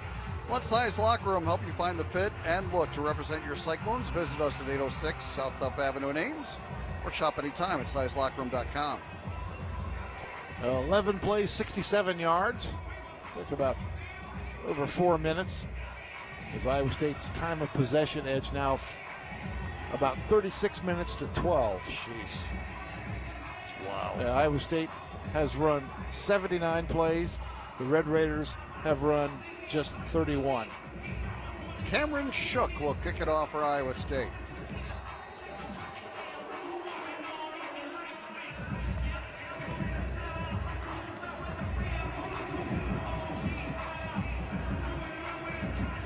And he lets it fly. Starting at the 1 yard line, right side of the field is Fields. Oh my goodness, a big hit on Hogan. Eric Horn. Hogan on the return, and Eric Horn lit him up. Eric Horn, we saw level Spencer Rattler a week ago, makes an equally violent hit here at the 20-yard line. We'll mark it at the 21. That's where Texas Tech will start. Wow, that's a big-time hit by Horn. He is a 6'1", 223 redshirt freshman. Been playing at the linebacker spot some. He's from Jacksonville, Florida. Boy, got some guys from Jacksonville, Florida. The Baileys, Hutchinson, and Eric Horn. We have a timeout called here. They're going to look at the previous play is under further review for possible targeting. So they'll go take a look at it. And Gary Vaughn, who was called for targeting last week, is in the game for Iowa State. Yeah, Gary had to miss the first half. And that was a booth-initiated review, so no flag on the field, but they want to take a little closer look at this one. Did you know that right now Geico is offering an extra 15% credit on car, motorcycle, and RV policies? That's on top of what Geico could already save you. So what are you waiting for? Visit geico.com to learn more. 12:02 to go in the fourth quarter. Iowa State 31 and Texas Tech 7. Iowa State has scored the last 31 points. Matt Campbell trying to get to 4-0 against the Red Raiders, or 5-0 I should say. Boy, he hit him hard with the shoulder, but that helmet, a little helmet to helmet as well. And I think that probably going to be targeting. So far today, Cyclones haven't had a ton of penalties. They had one big penalty early in the game when Iowa State had an apparent touchdown on their opening drive, but an illegal formation, or or ineligible man downfield, but technically it was an illegal formation. It would have been a touchdown, and then Iowa State got a field goal block that was returned for a touchdown. Or this game might be even worse. Oh, it could have so easily been worse. I mean, 504 to 95, the total yardage. Iowa State has completely dominated the football game. Enjoy peace of mind in these changing times with the Medicare supplement 9 out of 10. Stay with year after year from Walmart, Blue Cross and Blue Shield. Visit walmart.com/benefit of blue. Well, it's taking a long time here for... Let's hear from Hazel Dazzle. Kevin Hassel, or... After reviewing the play, there is no targeting on the play. First down.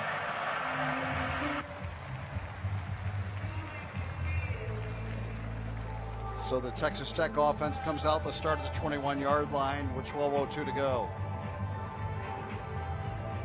On the field for Iowa State is Tucker Robertson at defensive end, along with Zach Peterson. Gary Vaughn, as we mentioned in the game. Out of the shotgun here is Bowman, 1st and 10 from the 21. Bowman looks to throw, delivers over the middle, has a man, and he takes a big hit. And a flag comes in, might be targeting on Aisheem Young. That was Dalton Rigdon with the catch, and he got lit up by Aisheem Young. Yeah, at the 45-yard line. I think that's a real questionable one right there. I mean, he hit him from the side, and Rigdon kind of was going down. This is a pretty big deal. You do not want to lose Aisheem Young for the first half in the next game. But once again, it's going to be a close one. You know, Rigdon ducked his head down, and that's where the collision Personal foul, targeting, defense number 1. It's a 15-yard penalty from the end of the run. The previous play is under further review. Well, this is a couple of reviews here. And this is a big one. Yeah, this is a big one. Not for this game. Iowa State game firmly under control, 31-7. But Aisheem Young, a big part of that defense. I think they've taken a timeout here, so we will as well while they review it. You're listening to Cyclone Football from Learfield IMG College. What do you call some play for break?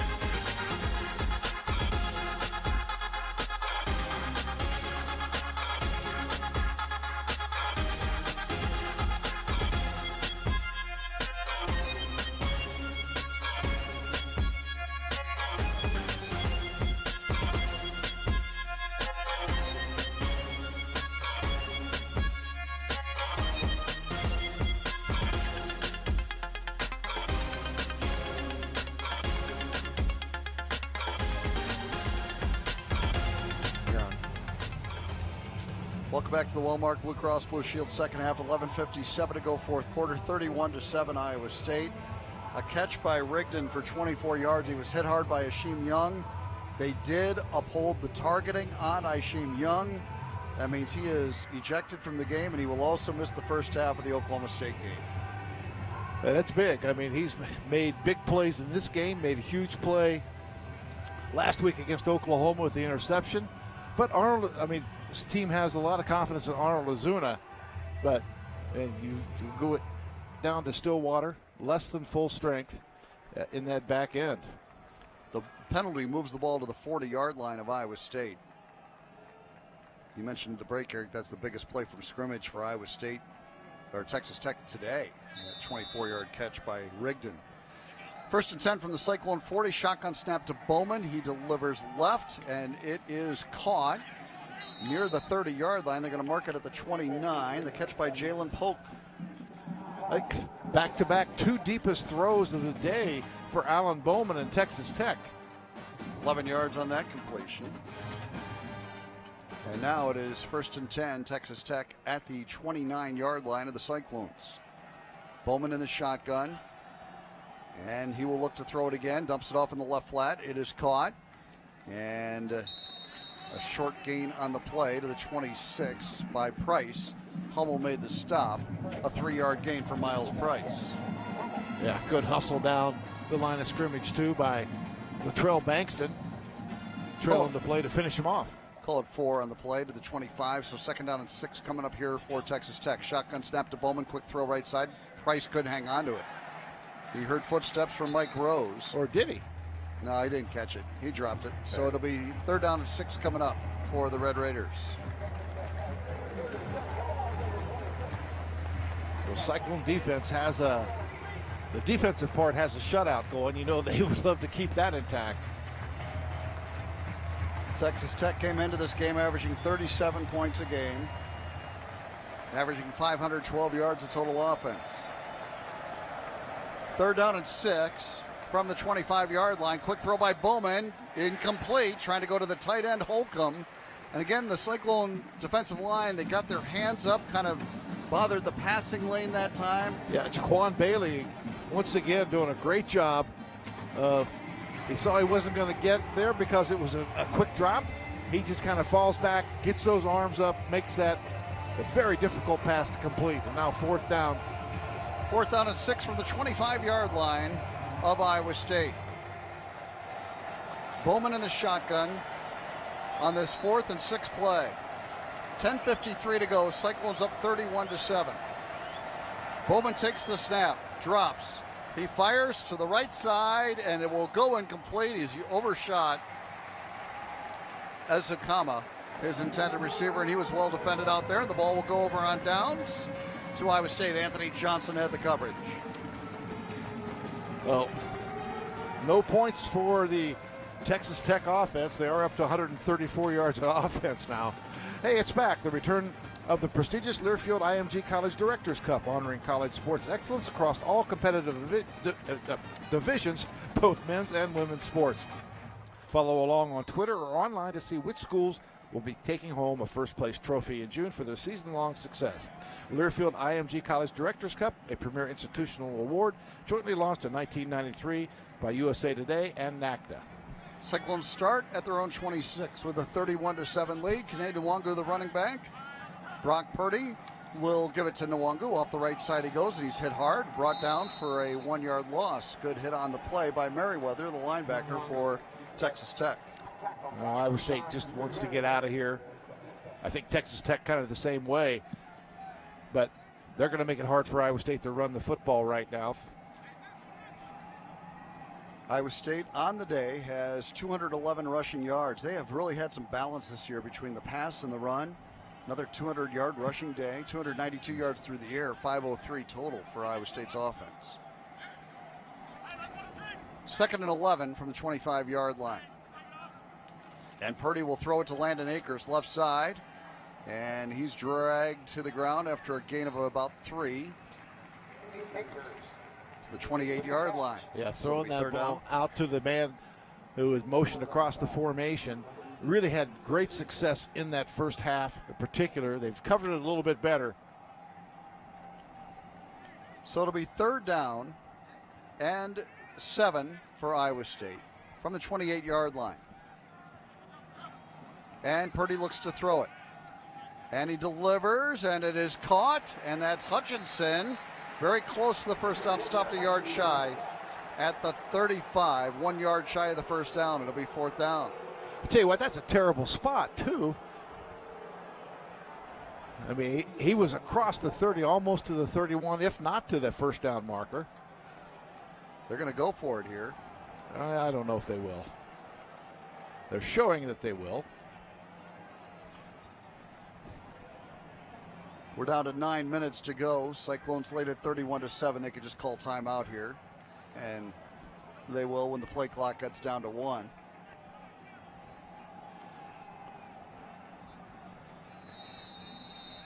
Timeout, Iowa State.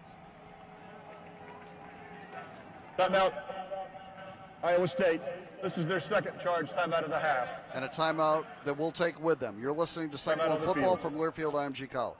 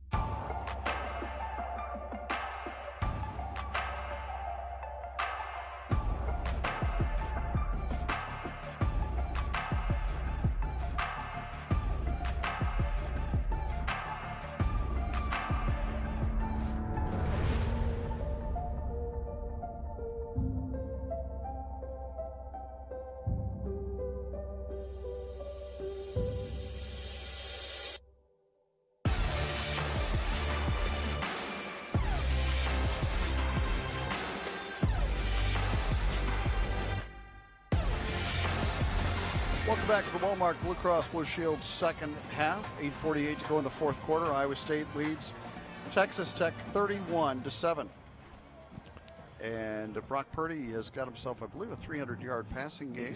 302 yards passing, his third consecutive 300-yard game against. He's averaging over 300 yards against the Red Raiders in his 3 outings. And that will be his 10th career 300-yard game, a school record. He's also about to improve to 14-5 against Big 12 competition as Iowa State's quarterback. That's really good. I mean, that is really good. Really good. Really good. That's pretty good for anybody in the league right now. But, for Iowa State, it's not a program that has had, continued success over the years. But, man, they've had a lot here lately. Let's go down to Ben Bruns for the Farm Credit Services of America sideline report. Ben, we don't want to start taking Brock Purdy for granted. I think you're right. Let's not do that. This is a fabulous performance by Brock. And you think about how Texas Tech came into this game. They were trying to load up on the run, try and take it away, and Brock Purdy threw it open early, and then everything clicked, right? And that statistic, 14-5 against Big 12 competition, is absolutely mind-boggling to me. But I'll tell you this, guys, this is the single most dominant performance I've ever seen Iowa State put on against a quality opponent. Joe Rivera is going to punt it away here. What did you say Tyrese Halliburton tweeted? These guys scored 52 or whatever it 56, was. 56 on Texas? Yeah. You got to love Tyrese. Here is Rivera punting. And a beautiful boomer of a punt. Fry backpedaling, takes it at the 11, angles to his right, being chased by Darian Porter, and wrapped up by Darian Porter. Great kickoff punt coverage. A booming punt by Rivera, 55 yards, and then Darian Porter, great coverage. And with 8:35 to go, Texas Tech will take over at its own 12-yard line, trailing 31-7. Yeah, that's the third punt of the day for Joe. Big 12's leading punter. Now to get his average up right around what he's averaging on the season, about 45 per kick. TJ Tampa's in the game at a corner spot. DJ Miller's in the game, Arnold Ozuna. It is 1st and 10, Texas Tech from the 12-yard line. And they're going to go to Columbi here. Henry Columbi rolls to his right, throws it downfield. It is caught, and that is Jalen Polk close to the first down marker. First throw of the day for Henry Columbi, the transfer from Utah State. And Polk was stopped a yard shy.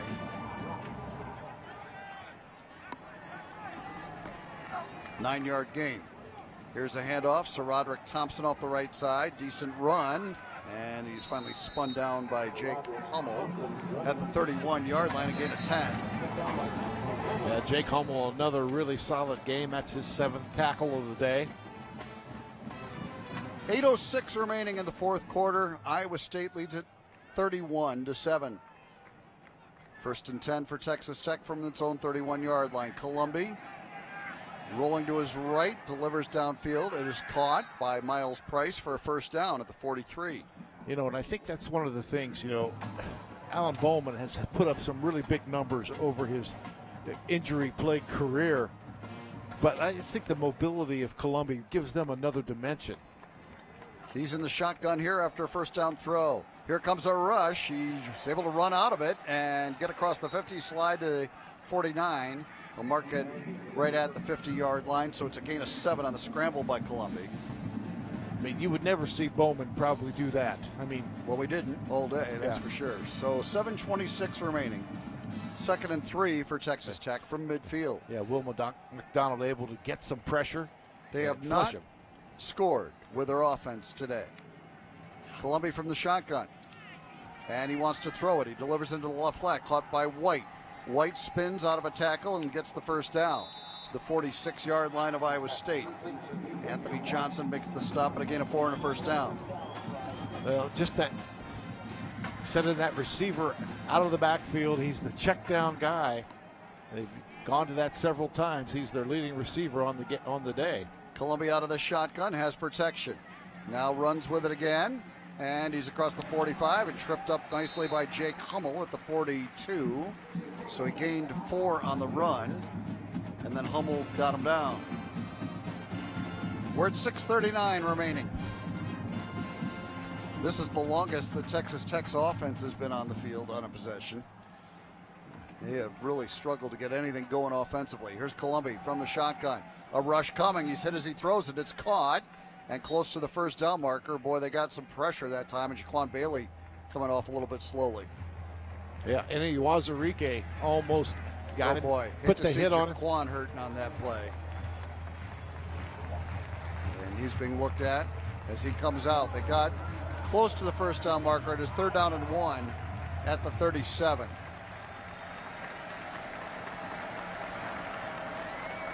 Columbi from the shotgun, 3 receivers left, 1 right. 3rd down and about a foot to go. And Columbi looks to his right, throws that way, incomplete, broken up by Tavon Kyle, and it'll be 4th down and inches.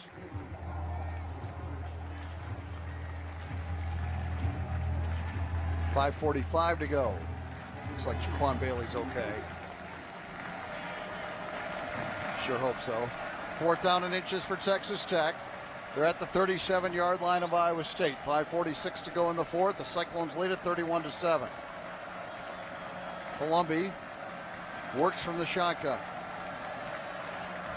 And he will run it off the left side. Gets the first down, then he fumbled the football. And I think he might have gotten back on it. We'll see. Maybe Iowa State got it. No, he got back on it. Henry Columbi recovers his own fumble. Yeah. Eric Horn, Arnold Ozuna forcing that fumble.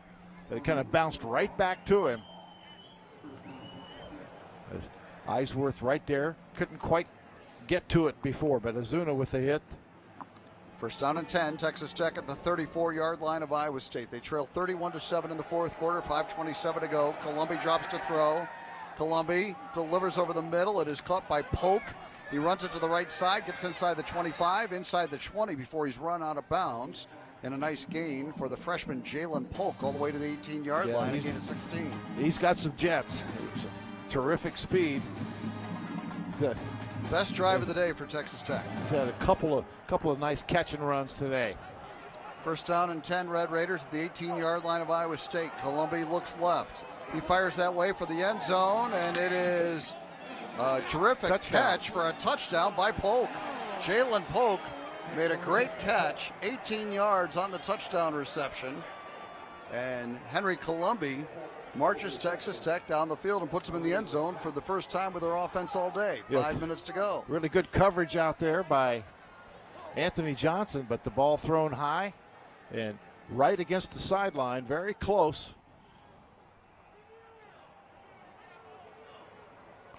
See if they review it. And they're going to go for a 2-point conversion here. But the officials waiting. We'll see if that's reviewed or not. Yeah, not signaling the ball ready for play. Every touch. Not an official review, right. but it's Not being yet. looked at right now. Right. Not a Semantics, right? Further review. Yeah, here we go. The ruling on the field is a completed catch for a touchdown. The previous play is under further review. While they review it, we'll take a break. The Cyclones lead it 31-7 or maybe 13, depending on the outcome of the review. You're listening to Cyclone Football from Learfield IMG College.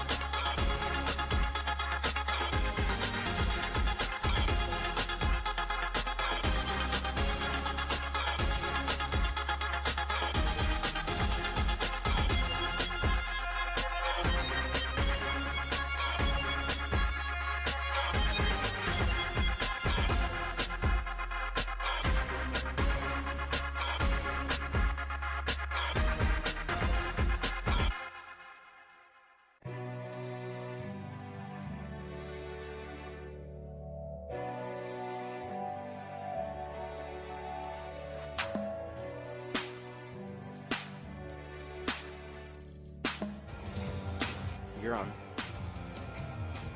Welcome back to the Walmart Blue Cross Blue Shield second half. 5 minutes remaining. We're in a review right now to see if it was a touchdown as it was called on the field for Jalen Polk. I've seen a couple different angles. I kind of think it was. Certainly I don't see anything that would, or enough anyway, that would make it, would overturn it. However, I didn't think Ishim Young should be ejected for targeting either. I've lost that one. Your perfect car is here. LaPorte City Auto Sales specializes in getting you into the right car at the right price right now. LaPorte City Auto, proud supporter of Iowa State football. Here's the decision from Kevin Hassel and the replay crew.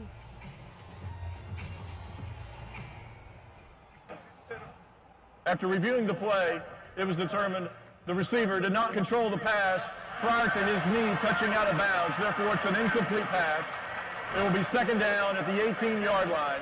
The ball will be spotted at position 5. Well, it will start on the snap. Well, if I'm going to be wrong about one, that's a good one to be wrong about. It stays a 31-7 game, and Texas Tech will have second and 10 from the 18-yard line of Iowa State. You know, after this, Iowa State will have a bye next week. Their next 2 conference games will be on the road.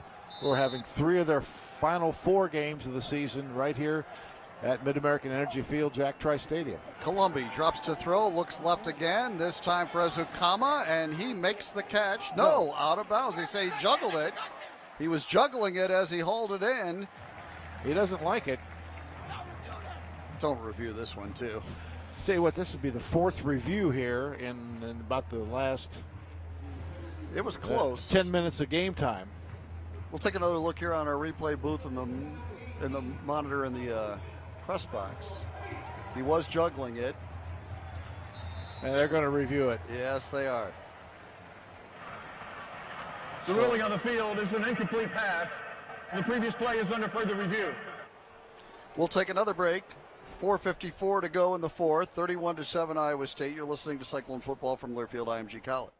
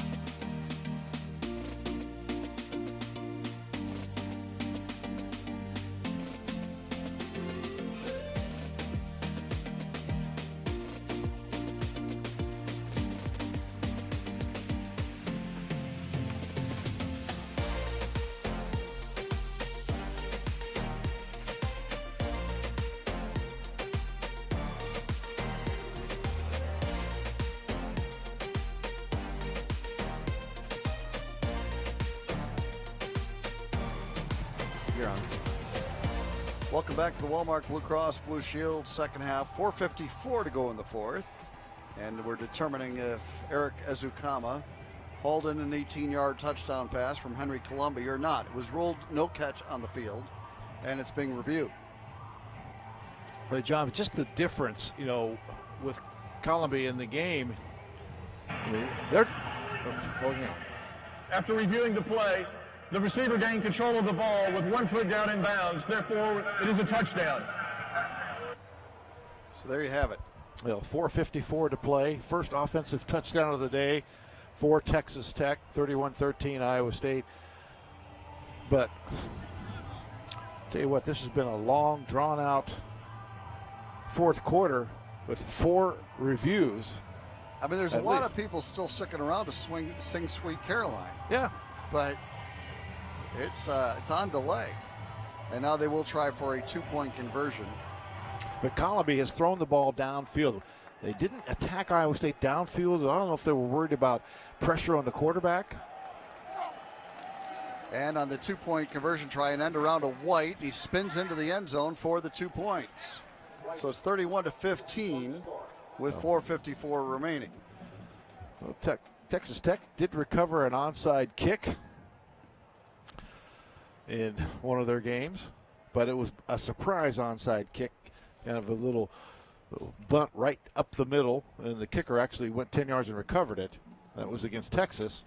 First offensive touchdown of the day for Texas Tech comes with 4:54 to go. And Columbia leads an 88-yard drive. Yeah, 12 plays. And Columbia on that drive, 6 of 8, 63 yards.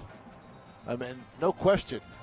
I mean, I don't know what this means long-term for Bowman.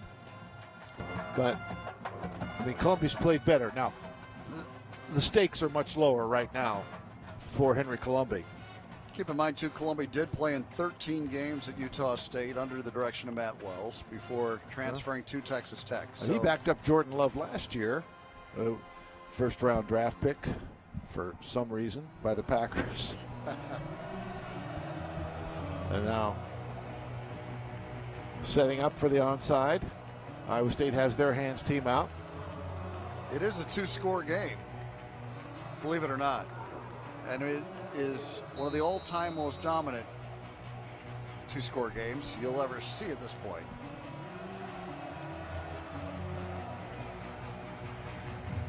Gabriel Lozano to attempt the onside kick. Here he goes. Chopper 2-hopper, and it bounces out of bounds. And Iowa State will get it. It'd be right at the 47-yard line of Texas Tech.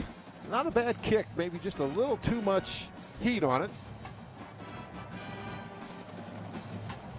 4:54 remaining, and the Cyclones get the ball at the 47-yard line of Texas Tech after the onside kick attempt. Kickoff out of bounds on the kicking team. 5-yard penalty from the out of bounds spot. First down, Iowa State. So they'll put it to the 42-yard line, and that's where Iowa State will start. And Kane Nwangu is in the game at running back, and Brock Purdy is the quarterback. Cyclones first and 10 at the 42-yard line of the Red Raiders. 4:54 remaining and a 31-15 lead.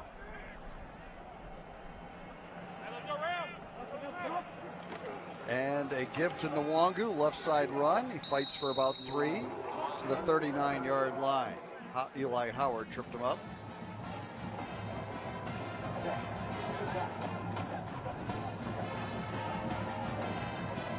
Now, Iowa State has run 83 plays here today. 83 plays to how many for Texas Tech? Well, they are up to 49 after that drive. A 12-play drive. Yeah. 4:20 remaining. Cyclones 2nd and 7 at the 39-yard line of the Red Raiders. Purdy in the shotgun. And he'll give it to Nwangu, and he's wrapped up. Lost a yard on the play to the 40-yard line. Iowa State just trying to run out the clock, but really hard to do. I mean, they're just daring Iowa State to throw the football, and Iowa State, I don't think, is going to oblige them. The clock ticking down. Iowa State with just one timeout remaining, which probably not a factor. Texas Tech does have all 3. As you mentioned, it is a 2-score game, assuming touchdowns and 2-point conversions. 3:36 remaining. 3rd down and 8 for Iowa State at the 40-yard line of Texas Tech. Maybe they will throw it here. Brock Purdy takes a look back to the sideline. Play clock to 1. There's the snap. Brock rolls left. We've got a flag. A timeout was called. No, false start on Iowa State. Prior to the snap, false start. Offense, number 17. 5-yard penalty, remains 3rd down. Yep. Darren Wilson, wide out. They'll back it up to the 45-yard line, where it'll be 3rd down and 13. Now, 11 receivers have caught the ball today for Iowa State.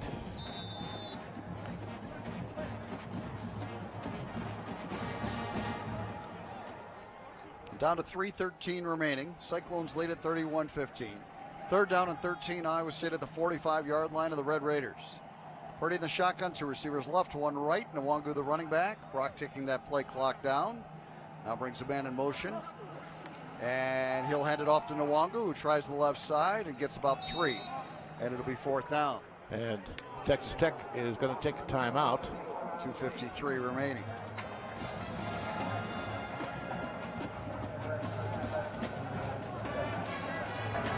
And the punt unit on for the Cyclones. Texas Tech, their first charge timeout of the half.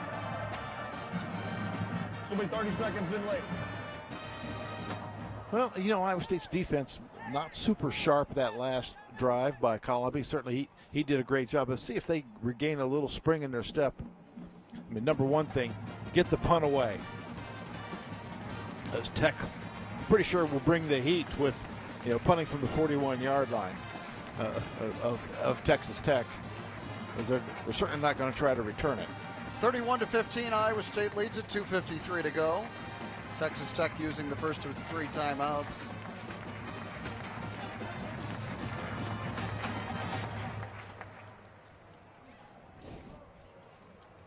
Joe Rivera trots on, we think. Here he comes.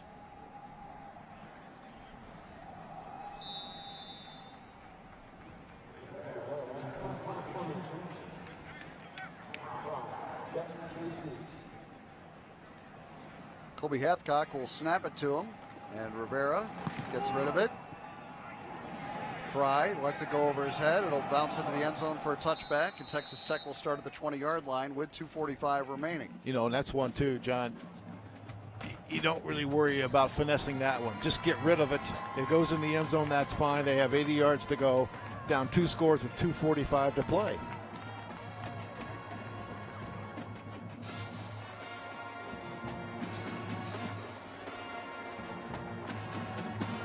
And Jaquan Bailey's back on the field. That's a good sign. Iowa State's got Bankston, Jaquan Bailey, Will McDonald, Deshaun Davis, tells me Gary Vaughn, and Eric Horn. Turn up the heat on Columbia here. Columbia delivers over the middle. It's caught, and that'll be a first down. Azukama the catch, and he's got it out to the 37-yard line. A gain of 17. Johnson on the stop, and now 1st and 10, Texas Tech, 2:30 to go. 1st and 10 from the 37. Columbia drops. Here comes a rush. A hold. Columbia throws it. There's the flag down. The catch is made. Yeah, Will McDonald that time. Got tackled. Yeah, absolutely got tackled. He was in the midst of abusing Caleb Rogers, backup left tackle. Offense, number 76. 10-yard penalty, still first down.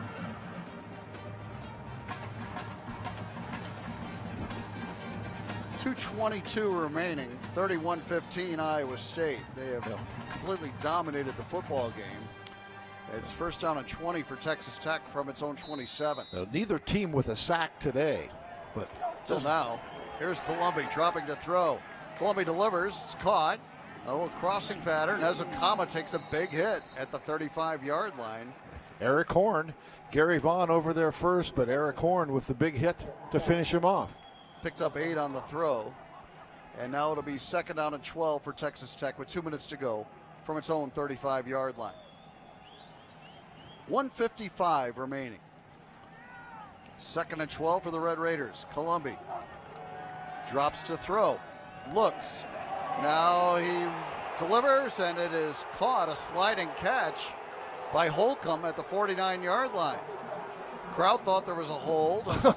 I mean, they missed a tackle by the right tackle. Here they go. First and 10 at the 49-yard line. I think Columbia's probably thrown for more yards than Bowman in this game. Here's Columbia being chased. He runs left, and he slides back to the line of scrimmage, and that's it. Yeah, lost a yard. Iowa State's going to get some fresh bodies in there. Columbia has thrown for more yards than Bowman in this game. A timeout called by Texas Tech. 1:22 remaining. Timeout. Texas Tech. Their second charge to the half. Well, they called a hold on, as Will McDonald's being held. But then a couple plays later, man, Jaquan Bailey was just about tackled. 1 minute, 25 seconds on the clock. We need to pause here for 10 seconds to allow the stations to identify themselves along the Cyclone network from Learfield IMG College.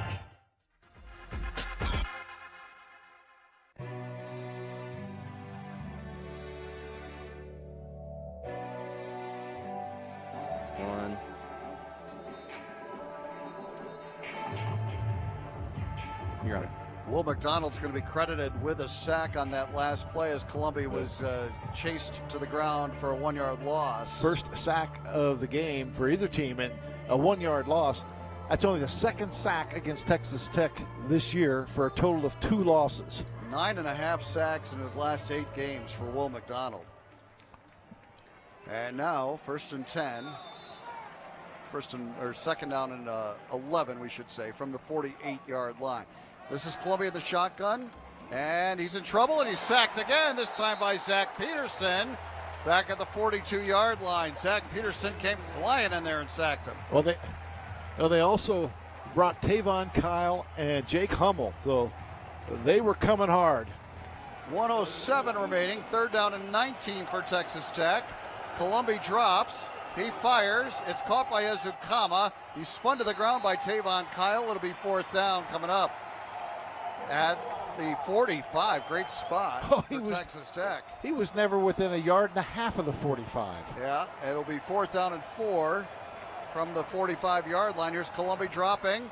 A rush coming, and he'll run it and be brought down right at the first down marker, I think a little bit shy of it, which would mean Iowa State could just take a knee and finally mercifully end this game. So it will not be a bad beat, as they were stopped short on that fourth down play, and Iowa State takes over on downs. Let's just say this. We don't need a review on this one. There's 38 seconds to go. We've had 4 reviews in the fourth quarter. Yeah. I got places to go, brother. Things to eat.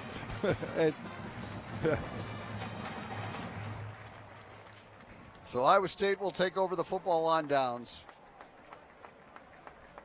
And I do think Texas Tech, probably encouraged by Columbia's play, going forward, it will be very interesting. They have 4 of their last 6 at home, by the way. But I don't understand why they never tried to attack downfield with Bowman. He was just totally dinking the ball all day. Purdy takes a knee, and that will do it. And Iowa State has defeated Texas Tech again. Matt Campbell now 5-0 against the Red Raiders, and the Cyclones are 3-0 in the Big 12 Conference, and it continues to be a beautiful Brocktober. Cyclones now 12-1 in October since 2017. And Eric, I think there might be a Brocktoberfest waiting for you when you get home. Cyclones win it. 31-15 the final. Back with more. You're listening to Cyclone football from Learfield IMG College.